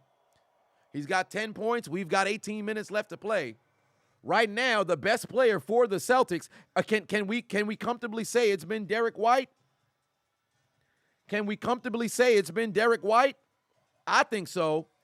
Jaylen Brown's been stellar, but I think Derek White has been the best player for the Celtics thus far. Jason Tatum with 10 points, Derek White with 15, Jaylen Brown with 15 as well. Robert Williams with 3 crucial offensive rebounds, all led to baskets. He has 8 points. You got 5 from Horford, you got 5 from Smart. For Miami, leading all scorers tonight, you have Caleb Martin with 18, Jimmy Butler with 16, Bam Adebayo still with an abysmal 4 points on 1 of 6 shooting. He cannot get himself out of the genjutsu of the Boston defense. Gabe Vincent with 10, but everybody who's played for Miami has been able to find the net. Everybody has scored. 6-point lead, but right now Boston is outscoring Miami by 3 in this quarter. They've trailed by as much as 17. In fact, Boston has only had the lead early in this game in the first quarter. They had failed to get the lead back. In fact, they have not cut the deficit under 8 points since early in the second quarter. Miami's led by as much as 17. Right now, Boston shooting 41% from the field. Miami shooting 45% from the field. Boston 6 of 7 from the free throw line. Miami still only has the 2 free throws that they shot in the first quarter. But they're shooting 10 of 20. 50% from 3 to an abysmal Boston 24% from 3. And remember what I stated at the end of the first quarter, of the end of the first half, Boston was outscoring Miami in the paint only by 2. They have dominated Miami in the paint all series long. This time around, they've outscored Miami in the paint this quarter 8-2. So right now it's 30-24 overall, but for Boston, if I was them, I'd keep attacking the doggone paint because the 3-point shots are not falling. Not to say to go away from it. If you got a wide open look, you take that fucking shot. But as far as I'm concerned, if you're Boston, you should be trying to attack the doggone basket, period. Because the last 2 games, they have shot terribly from 3. But there is that. Calvin put 2 on it. Said, when we getting a Genjutsu compilation? Oh, that one, I don't know about all that. That's a tough one. I know we're going to have the best Genjutsu on the Chiseled Adonis Award, so there's that. Adrian put 2 on. Said, I just want people to be as confident as I am now. Amen, and I'm happy that you are. Don't feed Phil. Why are we not feeding Phil? Put 2 on it. Said, the biggest winner of this series is Denver. Ain't that the truth? Because right now, on paper, Denver should win the NBA Finals in 5.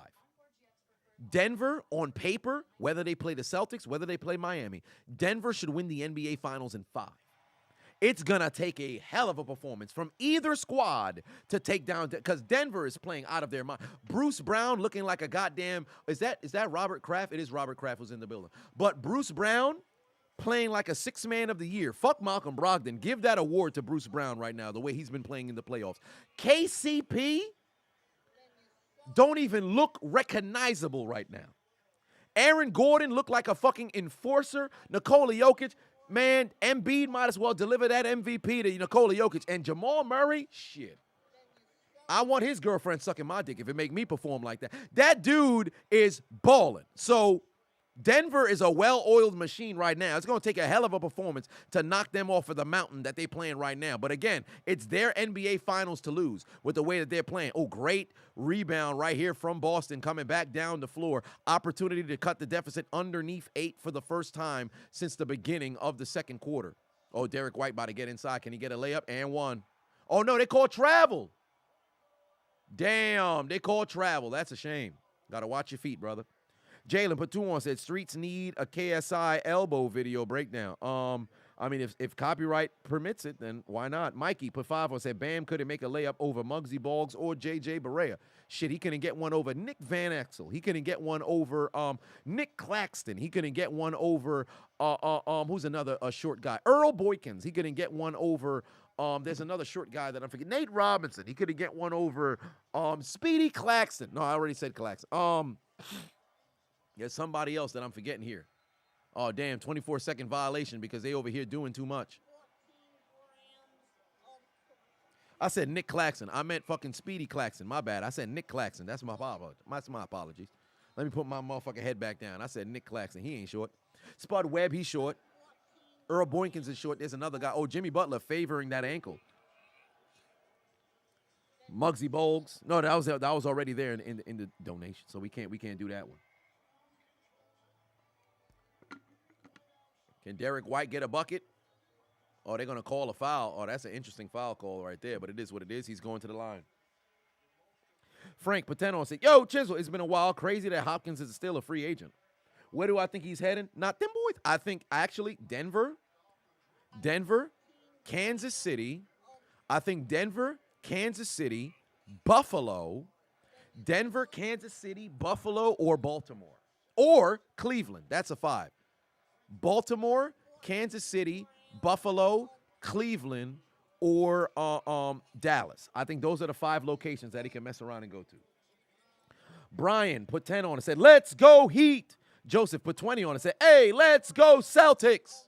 Caleb put 5 on and said, hey, y'all, I'm going to Louisville first week of July for a week-long convention. Anybody know any good place to eat down there? Hey, if anybody knows a location in Louisville where there's good stuff to eat, let it be known in the comment section right now. Oh, looks like Al Horford and Grant Williams checked into this game, ladies and gentlemen. No substitutions for Miami. Actually, no, my apologies. Kyle Lowry has now checked into this game. So on the floor for Miami, it's Bam Adebayo, who's been playing like shit, Max Strus, Jimmy Butler, Kyle Lowry, and Caleb Martin. Meanwhile, for Boston, it's Jaylen Brown, Jason Tatum, Al Horford, Derek White, and Grant bitch-ass Williams.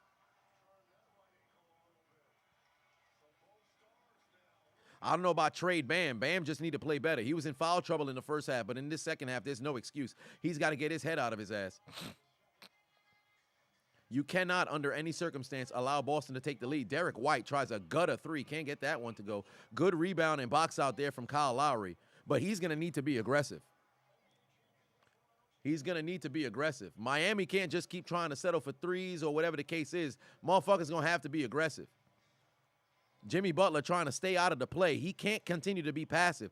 I don't care if he rolled his ankle. He need to do what he did in the first quarter. There you go. Good pass right there. Bam got to go on attack, trying to get a jump shot. I don't know why Bam Adebayo keep taking jump shots. Spider-Man put 2 on it. Said, where do I think D-Hop is going? I just said the 5 different teams. Dallas, Cleveland, Baltimore, Buffalo, Kansas City. Oh, Jaylen Brown tried to jump but couldn't get that one to go. Kyle Lowry got to watch his hands. Jesse said, if Miami win, Joker going to have a field day against Bam. Shit, you ain't wrong about that.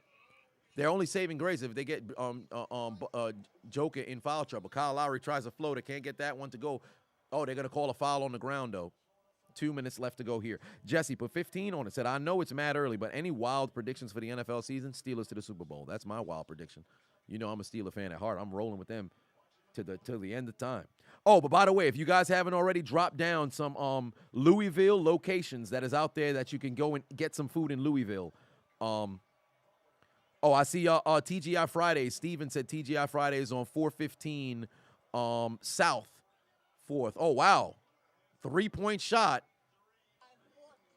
The lead is back up to 10. Jimmy Butler with 19 points. Jaylen Brown trying to answer. Oh, it's Grant Williams in the corner wide open. Grant gets a 3 to fall. The lead is back down to 7. 69, 62, 140 on the clock here. Can you head score a basket? What do you mean, like bounce it off the head? Low key, you can. A ball can bounce off somebody's head and go into the basket. Jimmy Butler better not try another three. Bam Adebayo one-on-one with Grant Williams. Can Bam get a basket? He tries to get a scoop layup. Finally, Bam gets a basket. Horford is a fucking bum. No, Horford's old. We can't just call son a bum. Oh, Grant Williams wants to try another three. Not going to happen. Al Horford tries a three. Nope, there's going to be an offensive foul. And back the other way, it's going to be Miami basketball. I can't envision Boston calling a time. No. Now Boston, this is good. Low-key, this ended up working out for Joe Mazzulla because Miami didn't push their lead to 20. So Joe Mazzulla having those 4 timeouts, it ended up working out in his favor. Marcus Smart now checks into this game. This is going to be big as Al Horford comes out. But here's the thing, right? Look at the lineup for Boston. Jason Tatum, Grant Williams, Marcus Smart, Derek White, and Jaylen Brown. This is an incredibly small lineup for Boston. They are big, but this is a very small. If you're Miami, fuck the three-point shooting. Go to the basket. Meanwhile, for Miami, it's Jimmy Butler, Kyle Lowry. Oh, great rebound from Max Strus, but he's going to get blocked. And there's a foul. They're in the bonus. Send them to the free throw line. I don't know why the fuck they didn't go and attack. Oh, take a look at Jason Tatum. Remember what I said? They're going to shoot up his ankle at halftime. So because they're going to shoot up his ankle at halftime, I'm curious what the fourth quarter is going to look like because that is when you start to have the adrenaline wear off. That's where you start to feel the pain because you're going to have a 4-minute television timeout between the third and the fourth quarter. You're not going to be moving unless he's on the sideline moving. That's where you're going to find out if you can sustain that ankle pain. We shall see. But for Miami, it doesn't make sense to take any jump shots here. Attack the basket. Boston is small. Meanwhile, Miami been small the entire time, but Boston still wants to say, yo, we're going to let it rain threes. Jaylen Brown, or I should say Jason Tatum, cuts the deficit back down to 7. Butler needs to get in the paint. Absolutely right. 52 seconds left to go here in this quarter. But if you guys haven't already hit the like button, please go ahead and hit the like button. And also, for those of you guys that we got almost 1,600 in the building, if you haven't hit the subscribe button yet, let me give you a reason to. We're doing a giveaway at the conclusion of the NBA Finals. We're giving away an Xbox X. We're also giving away a PS5. All you have to do is hit the subscribe button on the channel, and you will be entered into the giveaway. Caleb Martin with another 3. He's now got 22 points. 21 points, pardon me. Wait a minute. He had 19 points before. Okay, so the lead is 10. 20 seconds, 5.5-second differential between game clock, and shot clock. Let's see what the hell Boston can come up with here. I hope Derek White don't try to take a 3. Good job, Derek White. Oh, my God, they called a foul there. Interesting. But Derek White going to get to the free throw line here. Tatum's ankle will cost Boston the game. No. It's not Tatum's ankle that's going to cost Boston the game because he still had an opportunity to be aggressive regardless. He still had an opportunity to be aggressive regardless. Right now for Miami, this is crazy. Miami's only had 2 foul calls in the third, right? They only had 2 foul calls that Boston committed in the third. Miami still has a 9-point lead. They've only shot 2 free throws. They're shooting 43% from the field, but they're still shooting 50% from 3. The difference is the 3-point line.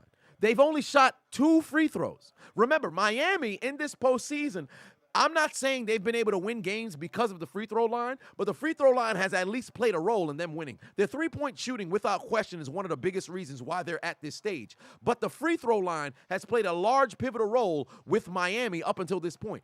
It's insane. They're sitting at an 8-point lead, only shot 2 free throws. Caleb Martin tries a jumper, gets that one to go again. 1 second, Marcus Smart, 3/4 court. Miami goes to the break, leading by 10. Caleb Martin absolutely balling. He wants that fucking MVP trophy. Miami leads by 10, and I believe that jumper right there, that jumper right there only gave Boston a 1-point lead in the quarter. Remember, Miami went into the break leading by 11. Now, only leading by 10. 10 points is still a decent lead, but we've got 12 minutes left to go. The right to go to the NBA Finals. Miami on the road in Boston, taking on the Boston Celtics, looking for vengeance. Rematch of last year's conference final. That went 7. This series going 7. We shall see in 12 minutes what the final fate will be. We'll wait until the end of the commercial so we could do the whole fourth quarter stuff, so we'll give that a little bit of time.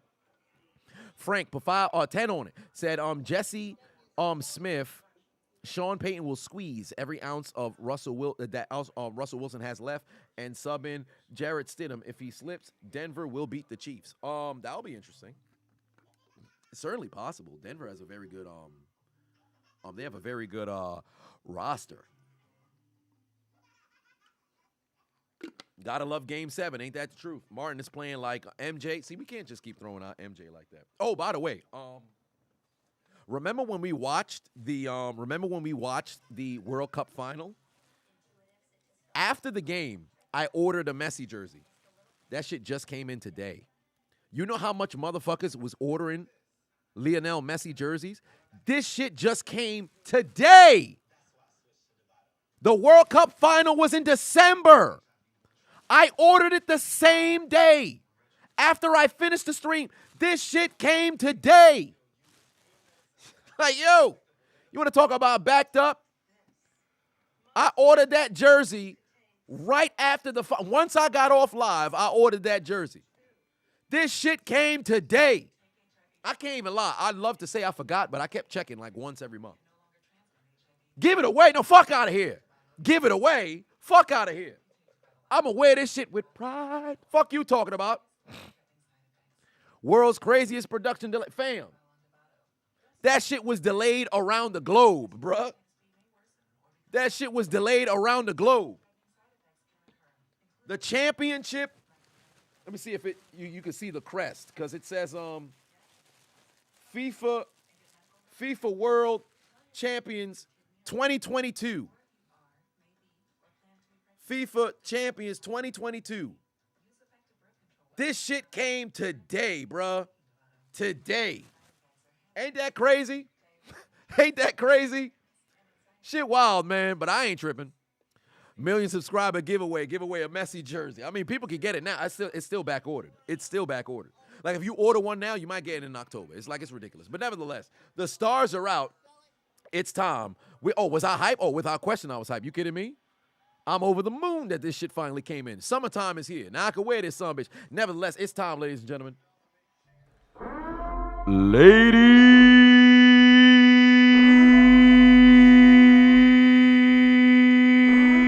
and gentlemen, we are here in Hold My Nuggets Incorporated in the West Wing, in Hold My Nuggets Studios for Game 7, the two best words in sports. Well, we have a rematch of the 2022 Eastern Conference Finals. Once more, it's the Boston Celtics and Miami Heat, this time in Boston, Massachusetts, for the right to meet the Denver Nuggets in the 2023 NBA Finals. Miami already starting out the quarter with a three-point basket. Caleb Martin playing out of his mind, 26 points. They lead by 13. But can Miami right their wrong of having a 3-0 lead in the series and not making history by blowing it? Offensive foul. Not making history by blowing it and becoming the first team, the first in 151 teams, they are team number 151, to blow a 3-0 lead? Or can Boston come from a double-digit deficit in the fourth quarter, make history as the first team to overcome a 3-0 deficit and punch their ticket back to the NBA Finals in a quest of vengeance to grab their record-making 18th NBA Finals trophy? The Larry O'Brien, who, between the two, has the right to claim their ticket as the representative of the Eastern Conference. Ladies and gentlemen, I invite you to the 2023 Game 7 Boston Celtics Miami Heat live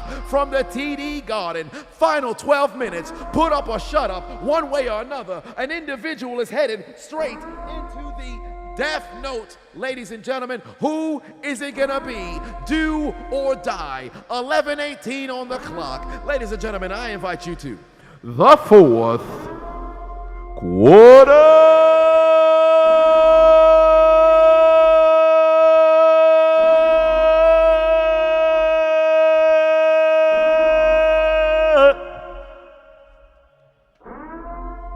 We're in the fourth quarter, ladies and gentlemen. We are in the fourth quarter, ladies and gentlemen. It is put up or shut up time. Offensive foul on Jaylen Brown.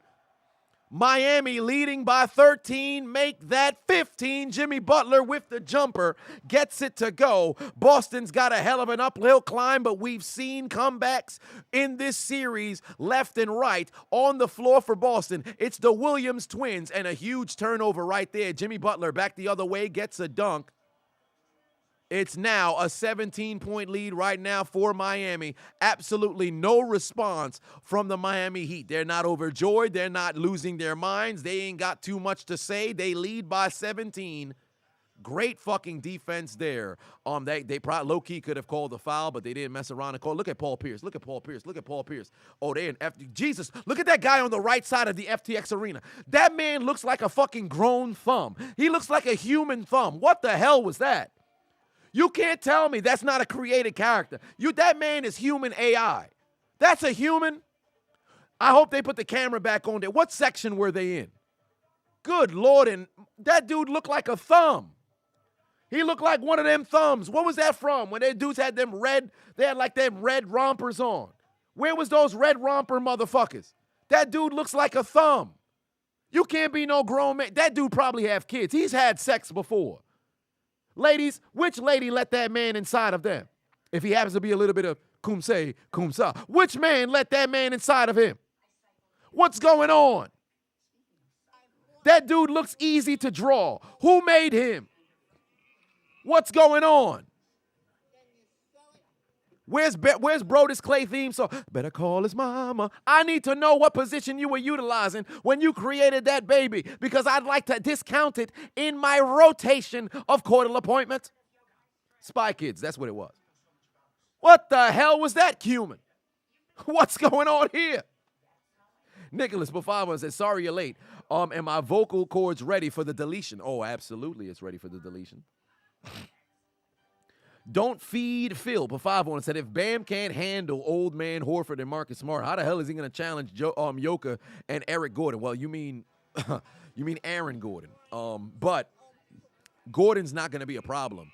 Jokic is the problem. Gordon, I think he can become a non-factor on offense because he can get really gassed on defense because he's going to have to be chasing motherfuckers. But nevertheless, it depends on who, what the matchups will be. But one way or another, either team, whether it's Boston, whether it's Miami, they got their hands full. They got their hands full. Green Wolf for 5 on said, damn, it took maybe a month to get your messy shirt. You was jumping up and down in your room during that game. Damn, it took a month? Where the hell you ordered from? You must have got, when did you order it? When did you order it? Did you order it after the game or did you order it like during or maybe before the game? When did you order it? Caleb put 2 on, said, wait a sec, ain't that EDP? Oh, shit, that ain't EDP in the building. I didn't see EDP. Shrooms are bad. Okay, somebody's Mr. Mr. Mackey in the building.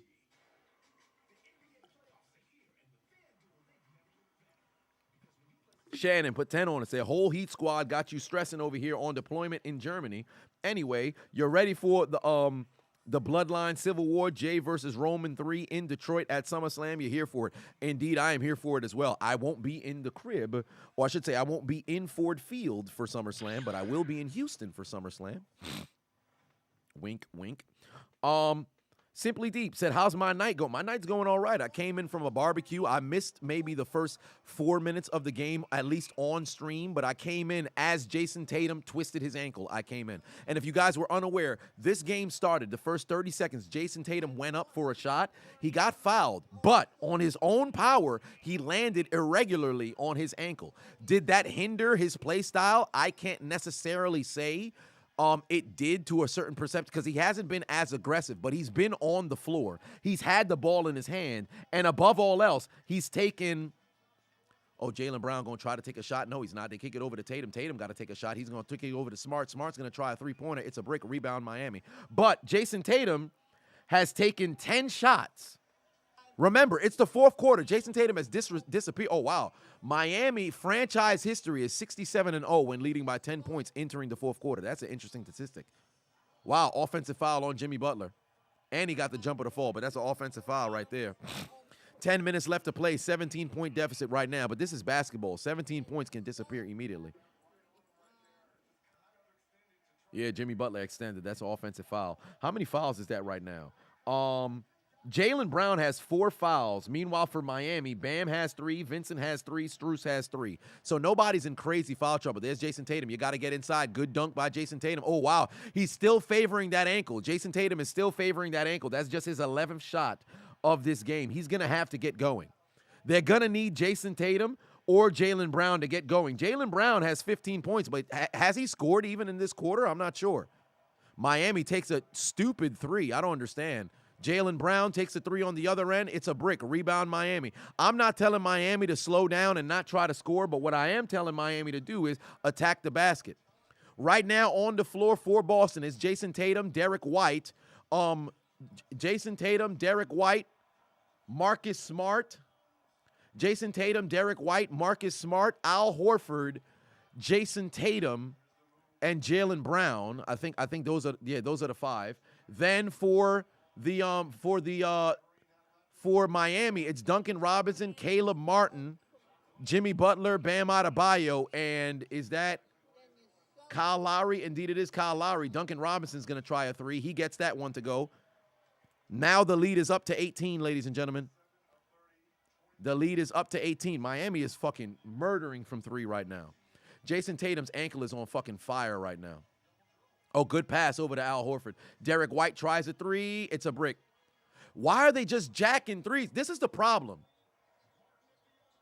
This is the problem that they have, bro. This is the problem that the Celtics have. They just say, yo, if shit ain't falling, desperation 3, desperation 3, desperation 3. You can still attack the basket. You've been murdering from the fucking 2-point, in the paint. You don't need to keep shooting 3s. Go to the basket if you're Boston. Jesus Christ, go to the basket. Jaylen Brown, go to the basket. Al Horford tries a 3. He's wide open. I'll accept wide open 3s, but you don't need to keep trying desperation 3, desperation 3. Go to the basket. The whole series, they've murdered Miami at the basket. Miami's traditionally been a small team. Miami ain't have a center since fucking Hassan Whiteside. If you're Boston, go to the basket. 8 minutes left to go here. Kyle Lowry, one-on-one with Jaylen Brown. Kyle Lowry's jumper is good. The lead back up to 17. Jesus Christ. This is the problem I have with Boston. It's either Jason Tatum or Jaylen Brown basketball, or it's desperation 3s galore. And now you got another foul, and down goes Bam. Jesus Christ. That's a hell of a shot from Kyle Lowry. He said, I'm the more superior 7.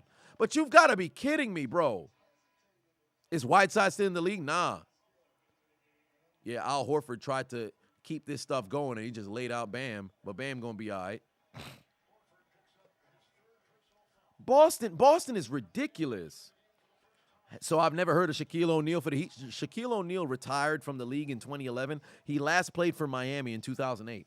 That's why I said the last center, the last big for Miami was Hassan Whiteside. And when I say a big, I'm talking about a 7-footer who was a starter and actually played prominent minutes and had a prominent role on the squad. Hassan Whiteside's really that dude. That's it. Did I say he's a star? Fuck no. The lead is now up to 19. This is their largest lead of this game. What are you looking around? Why? What are y'all doing? Cornette's in the game. Oh, my God. Go to the basket. Go to the basket. Jaylen Brown lost the ball. Hey. Oh, my God. Listen, game's not done. There's 7 minutes left to go. But Boston, this is the problem with Boston. This is the fucking problem with Boston.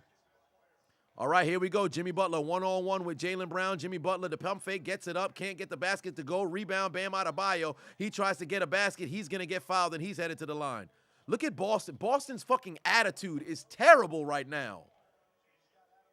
Dude, they don't want it, bro. Boston don't fucking want it. Last game was their game 7. They thought the buzzer beater sent them to the finals or something. What the fuck are they doing? Look at Boston's fucking attitude this entire game.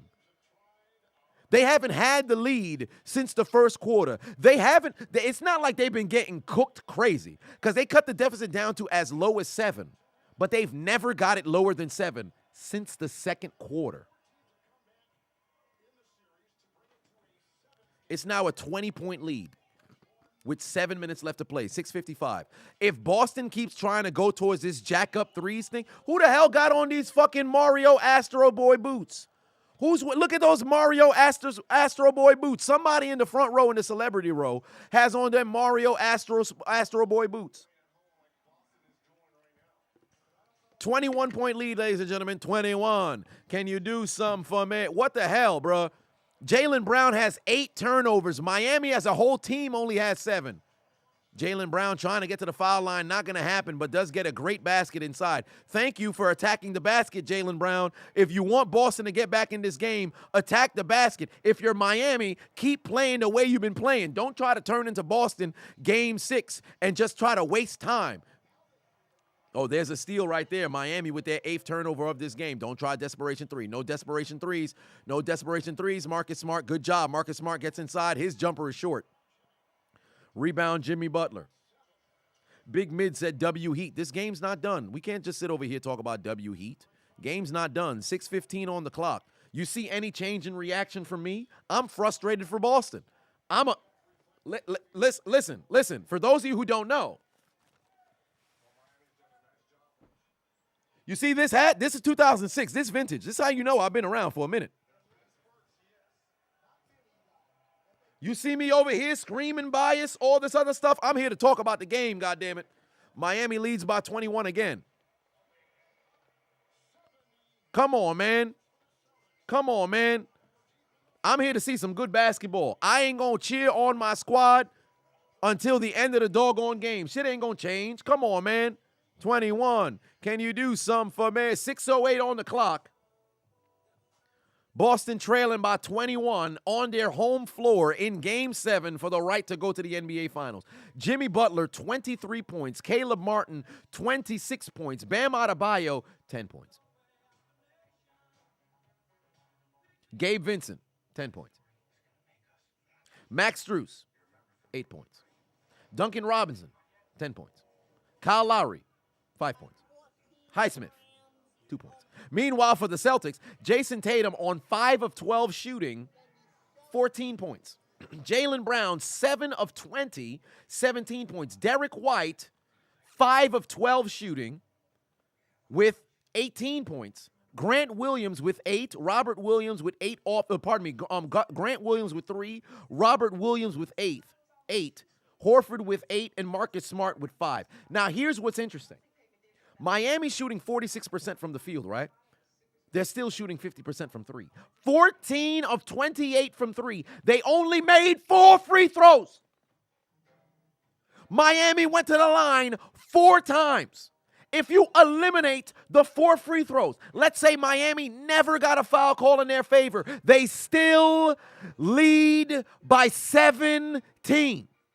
Boston, back-to-back game, abysmal shooting from 3. They 8 of 33, bruh. 24% from the three-point line. They're shooting 39% from the floor, but they're 24% from the free throw line. No, three-point line. They're 11 of 13 free throws. 11 of 13, the line not even helping them. They only out-rebounded Miami by 2. They're getting out-assisted by 7. And remember what I said. Remember what I said at the beginning of the game. There's no problem if Boston gets outshot from 3 because Miami has been able to win against Milwaukee, against New York, and find themselves in a situation where they got 3 wins against Boston. because of magnificent three-point shooting. But Boston's saving grace, every single game, with maybe the exception of Game 3, they've outscored Miami in the paint substantially. Right now, they've got 34 points in the paint. Miami has 30. So what does that mean? It's close with points in the paint. Boston has 7 more points from the free throw line. Miami is murdering you from 3. The difference is 6 3-pointers, but that 6 3-pointers is 18 points. Boston would usually close that gap due to the points in the paint and the free throw line. That's not helping them this game. Their entire philosophy should have been attack the paint, attack the paint, attack the paint, attack the paint, attack the paint. That's not what they've done. And now they find themselves with 6 minutes left to go, down by 21. With the they have 6 minutes to save their season.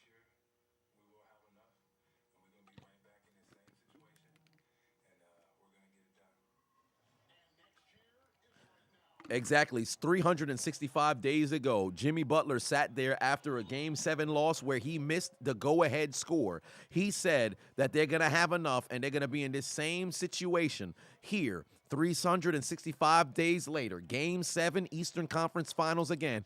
Boston, Miami, and the Heat are not 3 seconds away from the NBA Finals like they were 2 nights ago. They're now 5 minutes and 38 seconds away from the NBA Finals, up by 23 now as Jimmy Butler goes inside for the score. Oh, wow, there was nearly a fucking steal on the other end of the floor. Look at Boston, look at Boston, look at Boston, look at Boston. Look at this dumbass possession coming. Look at this dumbass possession coming. Al Horford by his fucking self. He doesn't even turn around and look. They just jacking up fucking threes. I want to see when the crowd is going to start hitting the fucking exits. They got people starting to get up right now. It's Game 7. This is your last time to see your squad. You better fucking see your squad off, bro. If your team loses, stay there and see your squad off. But the game is still live. I've seen crazy comebacks before. Duncan Robinson. Oh, great defense there from Jaylen Brown. Get that basket. Cut the deficit down to 21.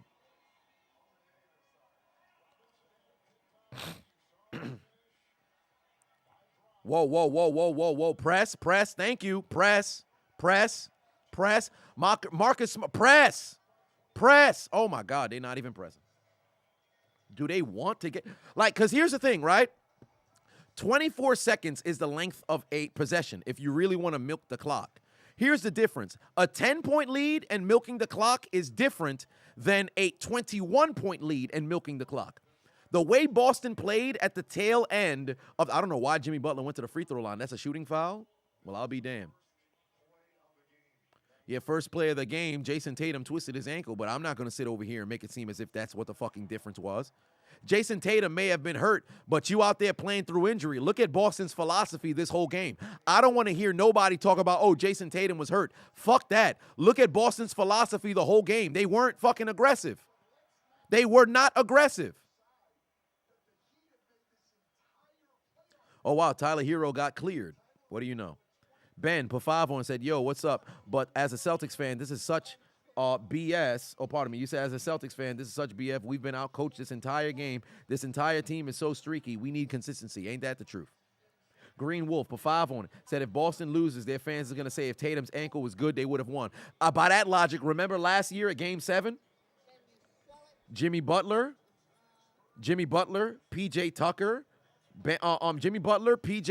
Kyle Lowry, Max Strus.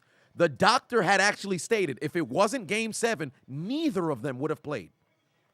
Neither of the 4 would have played. We'll go back to the 2020 NBA Finals. Goran Dragic, Bam Adebayo, 2 of Miami's top 3 best players. Goran Dragic hadn't been an All-Star that year, but he had been an All-Star for Miami, I think one of the last 2 seasons prior to that. Bam Adebayo that year, All-Star. Jimmy Butler that year, All-Star. They played against LA. They didn't have their top stars. You can't sit there and bitch and moan about the fucking stars being injured. You got to play with who's on the floor. You'll never see me fucking talk about, oh, man, somebody was hurt. Fuck that shit. You got to play with who you got. Everybody's a professional, right? So there's that. Period. Nicholas put 2 on it. Said, does the Heat playing more games help them than versus Denver? No. They need rest. Fuck that. Every team has an argument. You want to talk about, let's look at the 2021.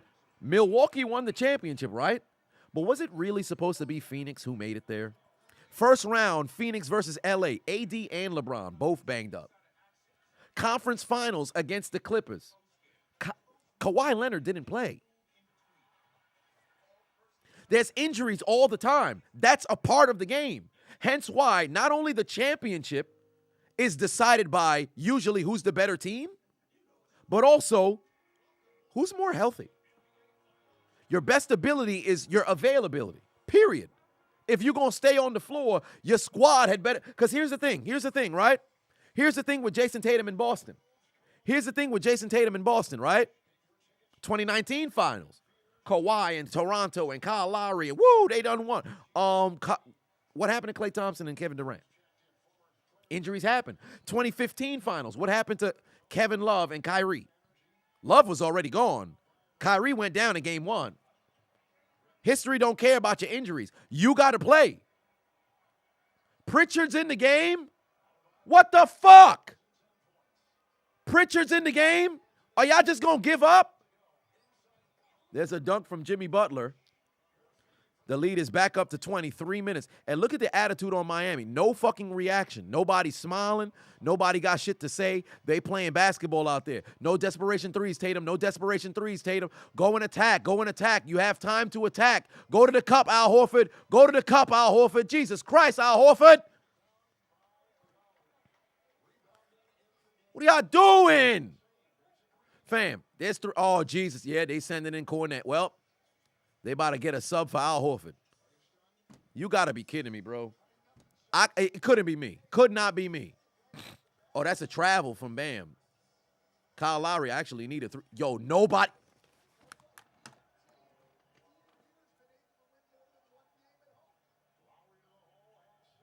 Did you just see the effort from Jaylen Brown? Pack him up. I don't give a fuck no more. Game done. Game is done. 2 minutes, 30 seconds remaining. Game is done. Fuck that. Did y'all see the effort from Jaylen Brown? He watched Kyle Lowry get to the cup. Fuck that shit. Game done. Pack him up. Send in the subs, Joe Mazzulla. Fuck that. Pack him up. Get him the fuck out of here. Jaylen Brown, watch this man walk to the fucking goddamn basket. Get him the fuck out of here. Bring out the goddamn championship trophy. It's over. Your season fucking done. Get him the fuck off the court. It's game 7. I don't give a fuck if you down by 50. You on the floor. This your last game of the season. You just watch this man lay it up in your face. Jaylen Brown, the same motherfucker who said, don't let us get 1. Don't let us get 2. Don't let us get 3. You gonna watch a motherfucker lay it up in your face? That's when you get a fucking flagrant foul. I ain't saying you gotta hit nobody.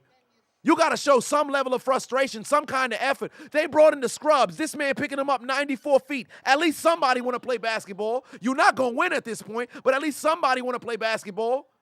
God damn. Effort is free. Effort is fucking free. Game done. Miami going to the finals, bro. The scrubs is in. Look at Paul Pierce coming over to dap motherfuckers up. Go home. Pack them boys up. Miami to the fucking finals. Pack them fucking boys up, bro. Pack them up. Get them the fuck off the court, bro. That's crazy. That's crazy to me. I don't give a fuck if I'm down by 50. I'm on the floor. You're not getting no free layups. If reality set in that I'm losing, I'm not going to stop playing basketball. Get them off the floor. That's been their attitude the whole game. What did I tell you guys? Jason Tatum may have rolled his ankle, but the Celtics thought the game 6 was the fucking game 7. They came out flat. They had no effort. Their ball movement was trash. Robert Williams was really the only motherfucker, and him and Derek White were the only motherfucker who was playing with effort. It's game 7. You on your own floor. You won 3 straight after being down 0-3. And you come out flat like this. It's one thing if shots just not falling. It's another thing if you ain't showcasing no fucking effort. It's game 7. Where is the effort? That's crazy. That is fucking crazy. That's crazy to me. No fucking effort. Marcus Smart been a godsend for 3 straight games. He came out this game with an absolute dud. Remember what I said about Malcolm Brogdon? Him coming back would probably end up messing things up because that man was, him not being on the floor was bad, or I should say it was actually good for Boston because it gave more minutes to Marcus Smart and Derek White. And both of them motherfuckers was pivotal. You bringing back Brogdon actually did more harm than good. Look at the fan. Why would the fan at least clap it up for your squad as it's the last game of the season? Granted, it's a blowout. You know the game is done, but at least stay there to applaud your squad when you get ready to get off the floor. It's a different situation if the game comes down to the wire and then it's over. But if you're in a spot where you know it's over, at least stay there and cheer on your squad because it's the last time you're going to see them until the following season. It's crazy, bro. Todd said, I love the players, or I should say, Todd said Adonis loves players that play with heart and passion for the game. He's rightfully upset. Fam, listen, when I play, whether it was basketball, football, whatever fucking sport that I played, you got to respect the game. You have to respect the game. You have to respect the game. Effort is fucking free. I grew up listening to motherfuckers like Brian Dawkins. I grew up listening to motherfuckers like Joey Porter, Ray Lewis. People who speak life into sport. Speak life into games. I grew up being passionate about shit. If you're going to lose, you got to at least know the other team got to know you was there. You can't just go out there and lose. Oh, well, I'm losing. Fuck this shit. You got all the effort when you're winning. When you losing, you got no effort. I'll show you a fucking loser. Because when it comes to life, when it comes to sport, when it comes to anything, your presence and essence determines your respect. You can't go out there and not give it your all. That's why you're on the fucking floor. It's game 7. You playing with no effort? You in front of your own fans. Y'all sat over here trying to make history. The right to go back to the NBA Finals. Y'all lost in the finals last year. You not going to play with no effort? Miami, rightfully so, got reason to play with effort. Here's what's even crazier. Miami booked their ticket to go to Denver before the game even happened. This was public knowledge. You don't believe me? I got you. Don't believe me?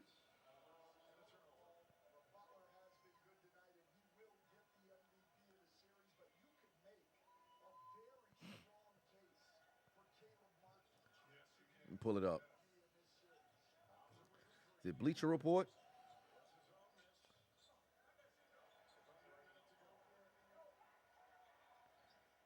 Ten hours ago,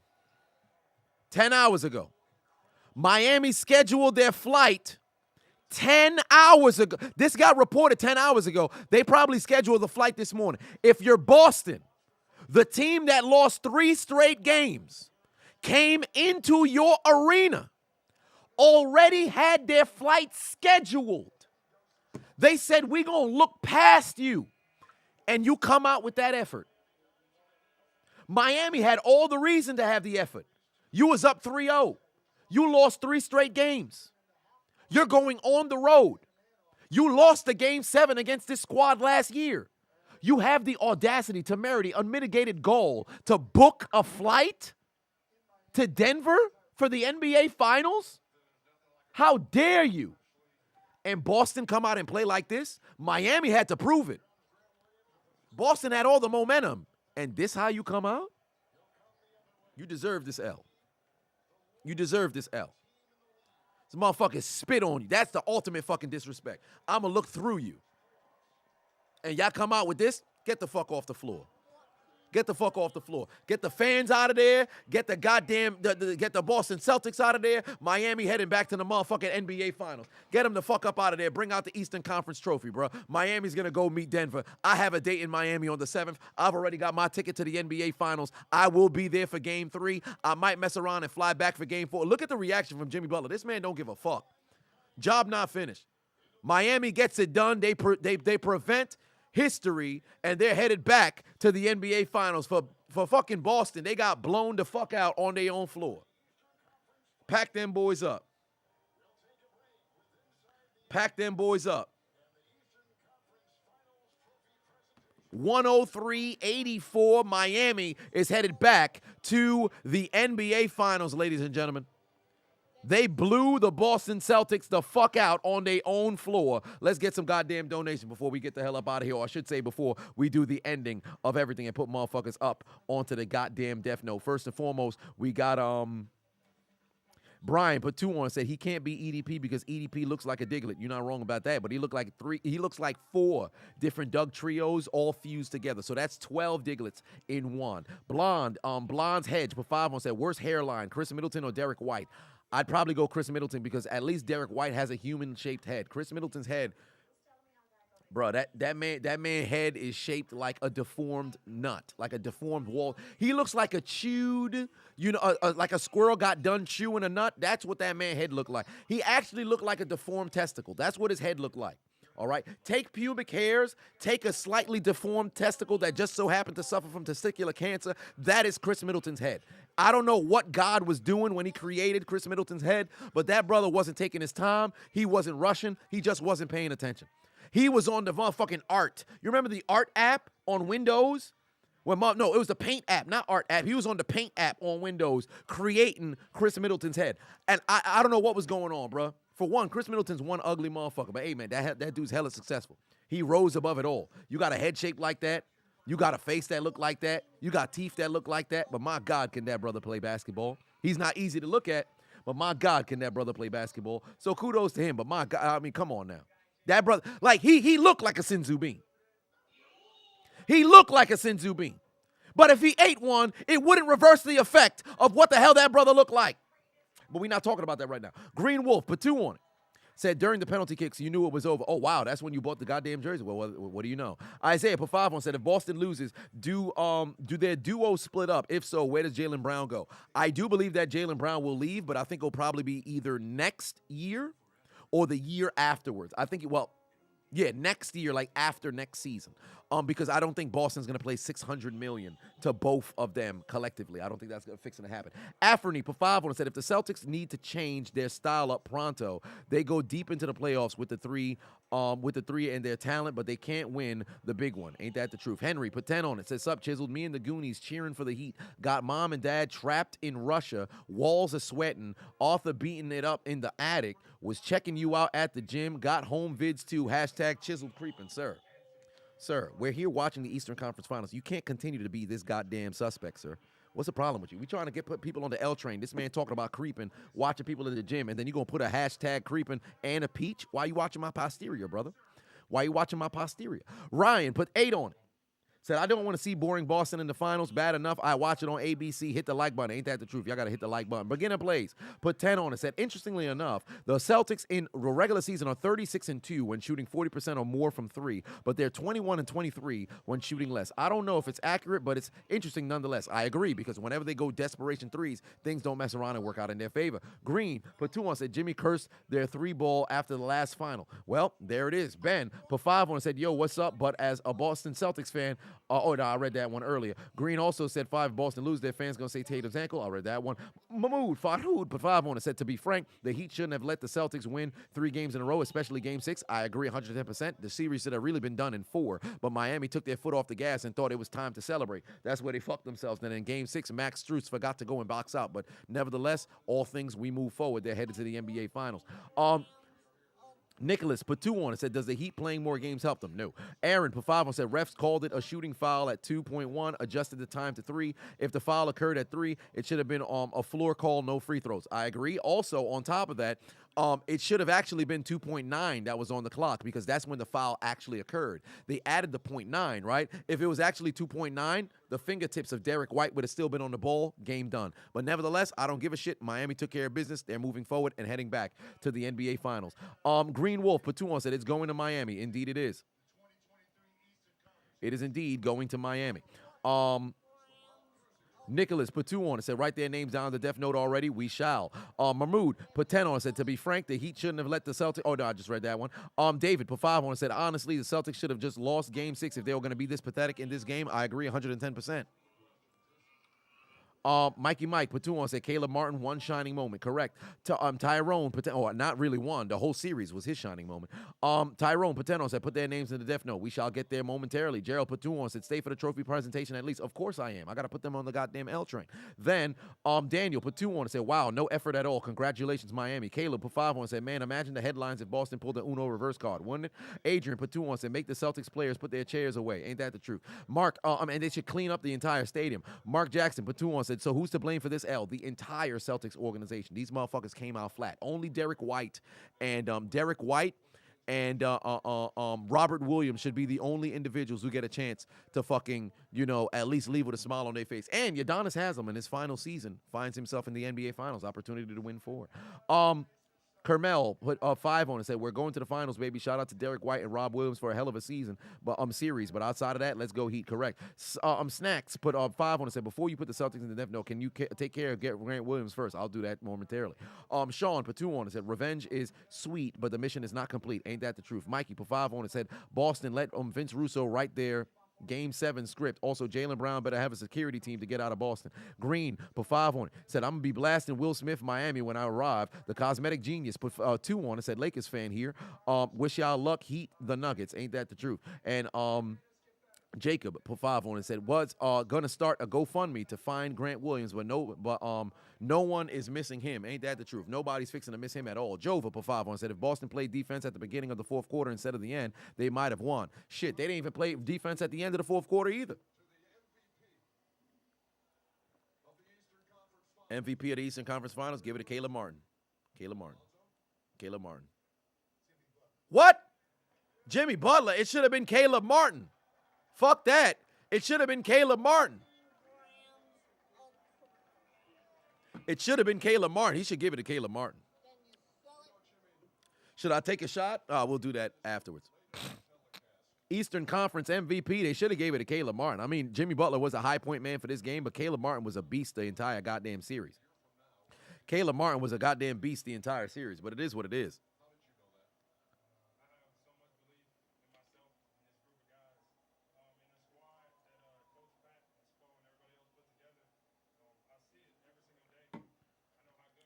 But nevertheless, here we go. One way or another, ladies and gentlemen, we saw here Game 7 of the Eastern Conference Final. Let me just turn this around real quick. Let's turn that around real quick. But Game 7, ladies and gentlemen, Miami Heat, Boston Celtics in Boston in the TD Garden. Why is it when I went to Game 5, Miami decided to get blown out? But I chose not to go to Game 7 because I went out to a barbecue. I hung out with the fellas. But this is when they decided to go out there and take an L. I would have loved to be in the goddamn stadium to see them advance, but whatever the case may be, we move forward. We saw the Boston Celtics go out there with an absolute abysmal effort, but they failed to achieve history as the Miami Heat, despite losing 3 in a row after winning 3 in a row, they claim Game 7 and punch their ticket to the NBA Finals. And what transpired here? Behind a Jimmy Butler conference final MVP performance, 28 points. Caleb Martin continuing to be consistent throughout the entirety of the series. And countless different stepping up performances from whether it was Gabe Vincent, whether it was Max Strus, whether it was Duncan Robinson, whoever the case was. Miami had the individual step up, and they made sure that Boston was set down as they told the Celtics to take out their Metro cards and get aboard the L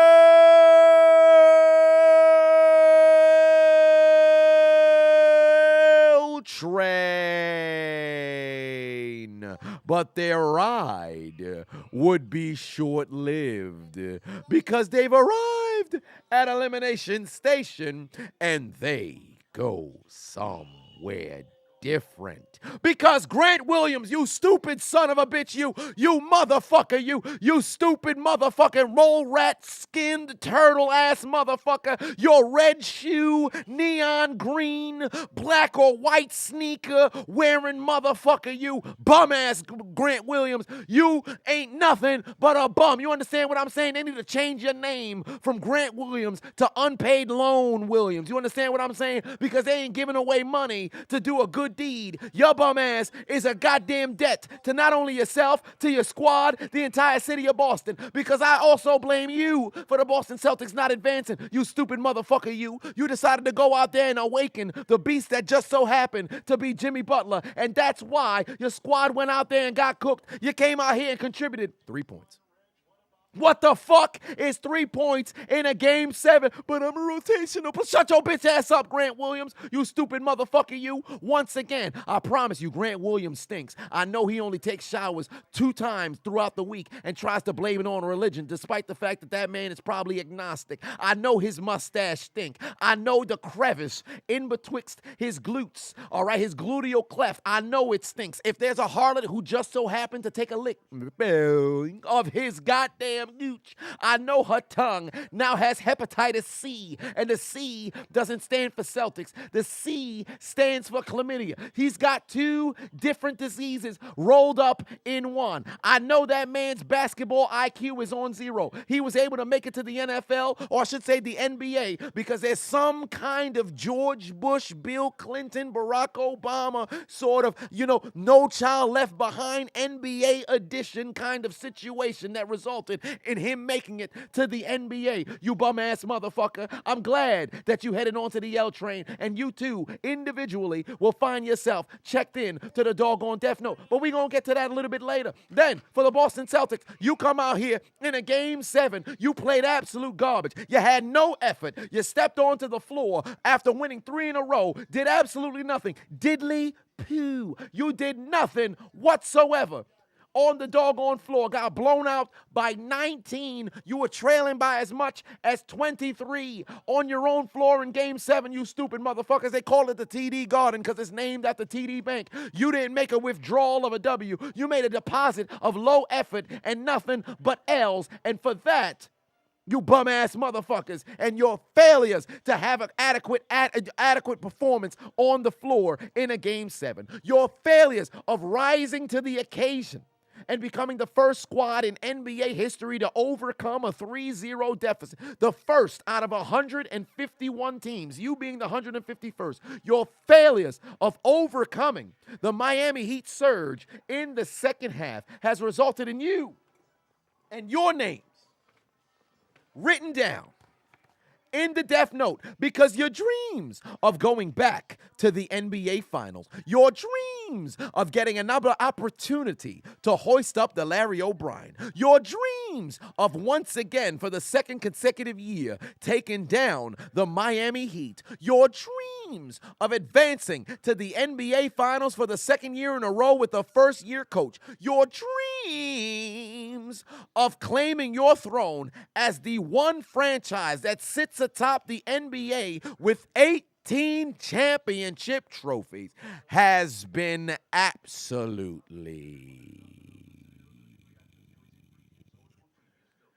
deleted.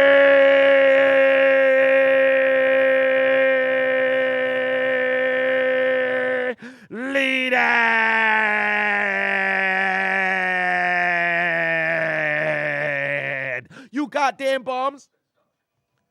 You goddamn bums. You thought we forgot? You came out here. Better not let us get 1. You better not let us get 2. You better not let us get 3. And you did nothing but suck on Miami's D, because they went out there and they told you to do what? Hold my nuggets. Suck my dick. Because tonight, You lose. I said, tonight, You lose. once more, tonight, You lose. because your quest at history was nothing but a Failure. Don't let me say it again. Failure. I think I said it again. Failure. What did we say again? Failure. And tonight, at the restaurant of Death Notes L's, what's on the menu? Fresh hot ales. Fresh hot ales. Fresh hot ales. Fresh hot ales. Fresh hot ales. Fresh hot ales. Fresh hot ales. Fresh hot ales. Fresh hot ales. Fresh hot ales. fresh hot ales, fresh hot ales, fresh hot ales, fresh hot ales, fresh hot ales, fresh hot ales, fresh hot ales, fresh hot ales, fresh hot ales, fresh hot ales. Fresh, hot ales. I don't need no limes. I don't need no cucumbers. I don't need no goddamn tomatoes. I need you to grab what's yellow, take it straight off the tree, take it out of your goddamn refrigerator, because I need to see them pelted at the seas. And while we throw them at the seas and chew on them before we throw, what do we say? It's over, you lose. It's over, you lose. It's over, you lose. It's over, you lose. It's over, you lose. It's over, you lose. It's over, you lose. It's over, you lose. It's over, you lose. It's over, you lose. It's over, you lose. It's over, you lose. Cry me a river, cry me a river, cry me a river, cry me a river, cry me a river, cry me a river, cry me a river, cry me a river. You kidding me? One quick look at those Celtics fans.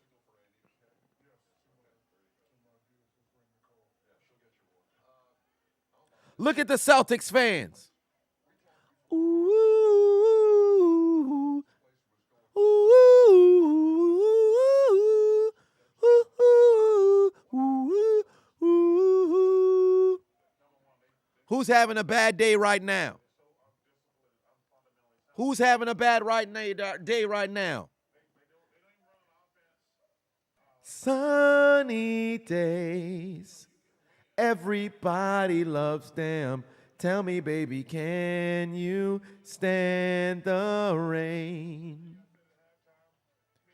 Storms will come. This we know for sure. This we know for sure. Can you stand the rain? Oh, remix. Standing here looking out my window. The nights are long and the days are cold, 'cause I don't have you. How can I be so damn demanding?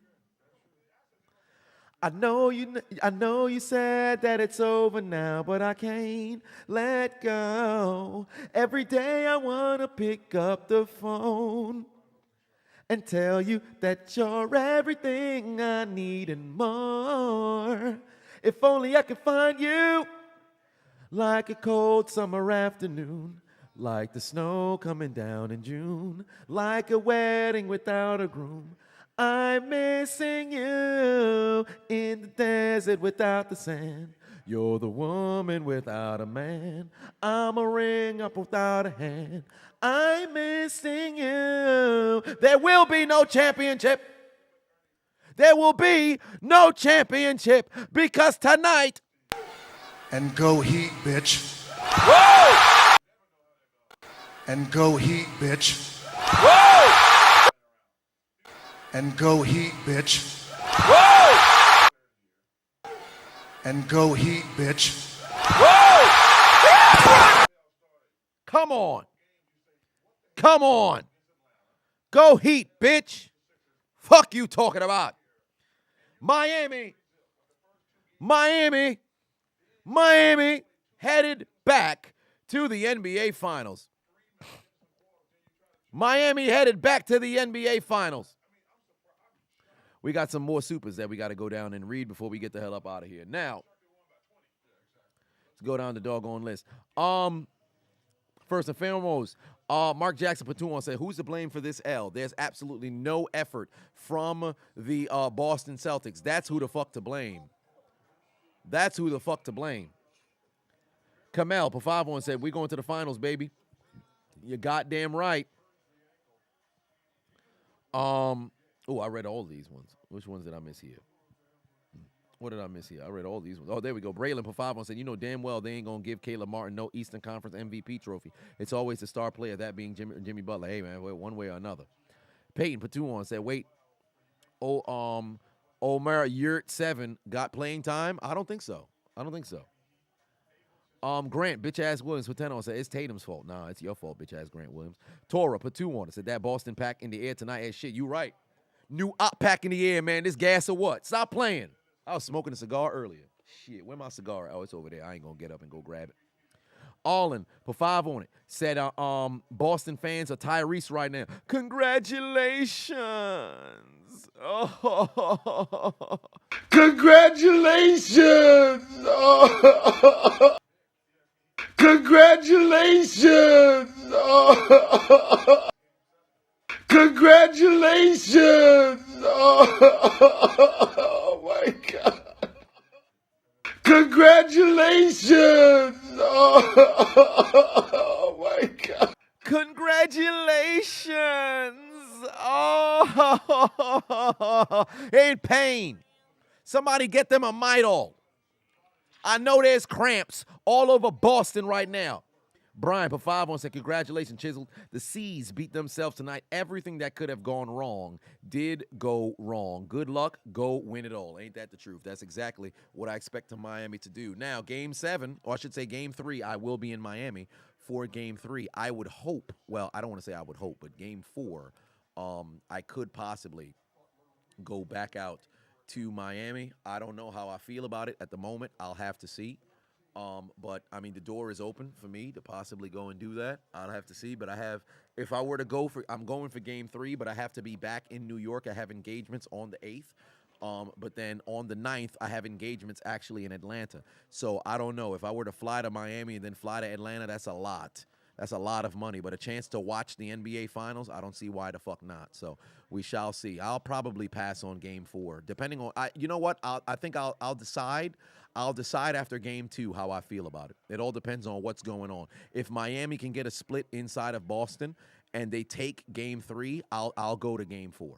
I'll go to Game 4 because Miami will have a chance to either take a 3-1 lead and there'll be a guarantee for Game 6. So I don't want to just buy a Game 4 ticket just to do it because I have to see how things play out. I will go in debt to possibly go to this fucking finals, but there's no way I'm going to miss an opportunity to go to a fucking finals. So there is that. But hey, man, I'm going to be in Atlanta on the 9th. The 9th through the 9th through the 11th. I'm going to be in Atlanta, but I have literally no time. I wish I had time to where I can link up with some of the subscribers or whatever the case may be, but I have no time. Like I'm out there on some business, so I can't even link with nobody. So it's on an incredibly tight schedule. But the thing is, the 9th is somewhat a little optional, so they have that stuff there. But in one way or another, they're going to make it happen. You Got Money, Chiseled Network. Man, that's the biggest load of malarkey I ain't never seen in my life, bro. They said I had $500,000 in 2019. Where the hell I had this money, bro? Where did I have this money? I didn't even have 500,000 pennies. Do I believe that MJ could be Jimmy's actual dad? No, I don't. But one way or another. I appreciate you guys for tuning into the stream where we saw the Miami Heat advance to the NBA Finals. My Miami Heat are going back to the NBA Finals. You don't see me overly, overjoyed or whatever the case may be. I'm glad that they messed around and got the W, but one way or another, the job is not finished. We're going to be live in a couple of days to preview the NBA Finals. Also, we're going to have ourselves a story time. I'm going to put this bitch up on my whiteboard right in front of me right here. So we got some work to do, but nevertheless, ladies and gentlemen, I appreciate you guys tuning into the stream. Miami going back to the NBA Finals for the first time since 2020, and they will meet Nikola Jokic and the Boston Celtics for the right to hoist up that Larry O'Brien trophy. Miami fans need to stay humble. I mean, Miami fans have stayed humble. Miami fans ain't going crazy. We're a fucking 8th seed. Of course, you're gonna cheer on your squad to go to the finals, but you have to take a couple of things. You have to take a couple of things into consideration here, right? For number one, right? Why does this say 2023 playoffs? This is Boston's first elimination game loss. Of course it is. They wouldn't have been this far if they. That's a dumbass fucking, pop up that they have there. But you have to consider the situation. Not only is Miami an 8th seed, they had a chance to take down the same squad that took them down last year. So if there's any gloating that goes around, Miami has the right to gloat about Boston, but only Boston. And keep in mind, they nearly blew the series. So there is a certain percentage of you shouldn't be talking shit. There's a certain percentage of you shouldn't be talking shit. But you have to consider the fact Boston took them out in 7 last year. Jimmy Butler had a shot to nearly send Miami to the NBA Finals last year. They failed. They got the job done here in 7 on Boston's floor. So for all intents and purposes, give Miami an opportunity to talk. Like literally, the game just ended not even 25 minutes ago. So we can't be on some, man, this team is talking too much, fam. Literally, you just punched your ticket to the NBA Finals as an 8th seed when nobody gave you a fucking chance.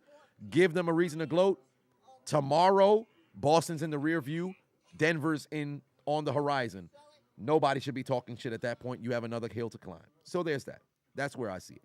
Jamoro Patu said, hey, Siri, play Will Smith. Welcome to Miami. Ain't that the truth? Debbie said, can I roast the C's for you, please? Oh, you might have to rewind back about like 12 minutes. I went in on them for like, how long was it? 6 minutes or some shit like that? I don't know. Brian, for 5 said, congratulations, Chiseled. Them C's beat themselves. Indeed. But the Heat love being counted out. Yes, indeed. They were dangerous loomers, and now they are the ultimate underdogs. But one way or another, Miami Heat, Denver Nuggets, last night of Inside on the NBA. I'm going to enjoy, watching the fellas do what they do best, and that's talk about basketball for about an hour between Ernie Johnson, Shaquille O'Neal, Kenny Smith, and Charles Barkley. But I appreciate you guys tuning into the doggone stream. I shall see you in 2 days where we could talk basketball, and we'll have ourselves a story time as well. And before I head out and I call on the powers of Eddie Murphy, let us never forget. And go Heat, bitch. We're headed back to the finals, baby. Woo! Eddie, take us out. Y'all have yourselves a good night. Good night. Suck my dick. Bye-bye.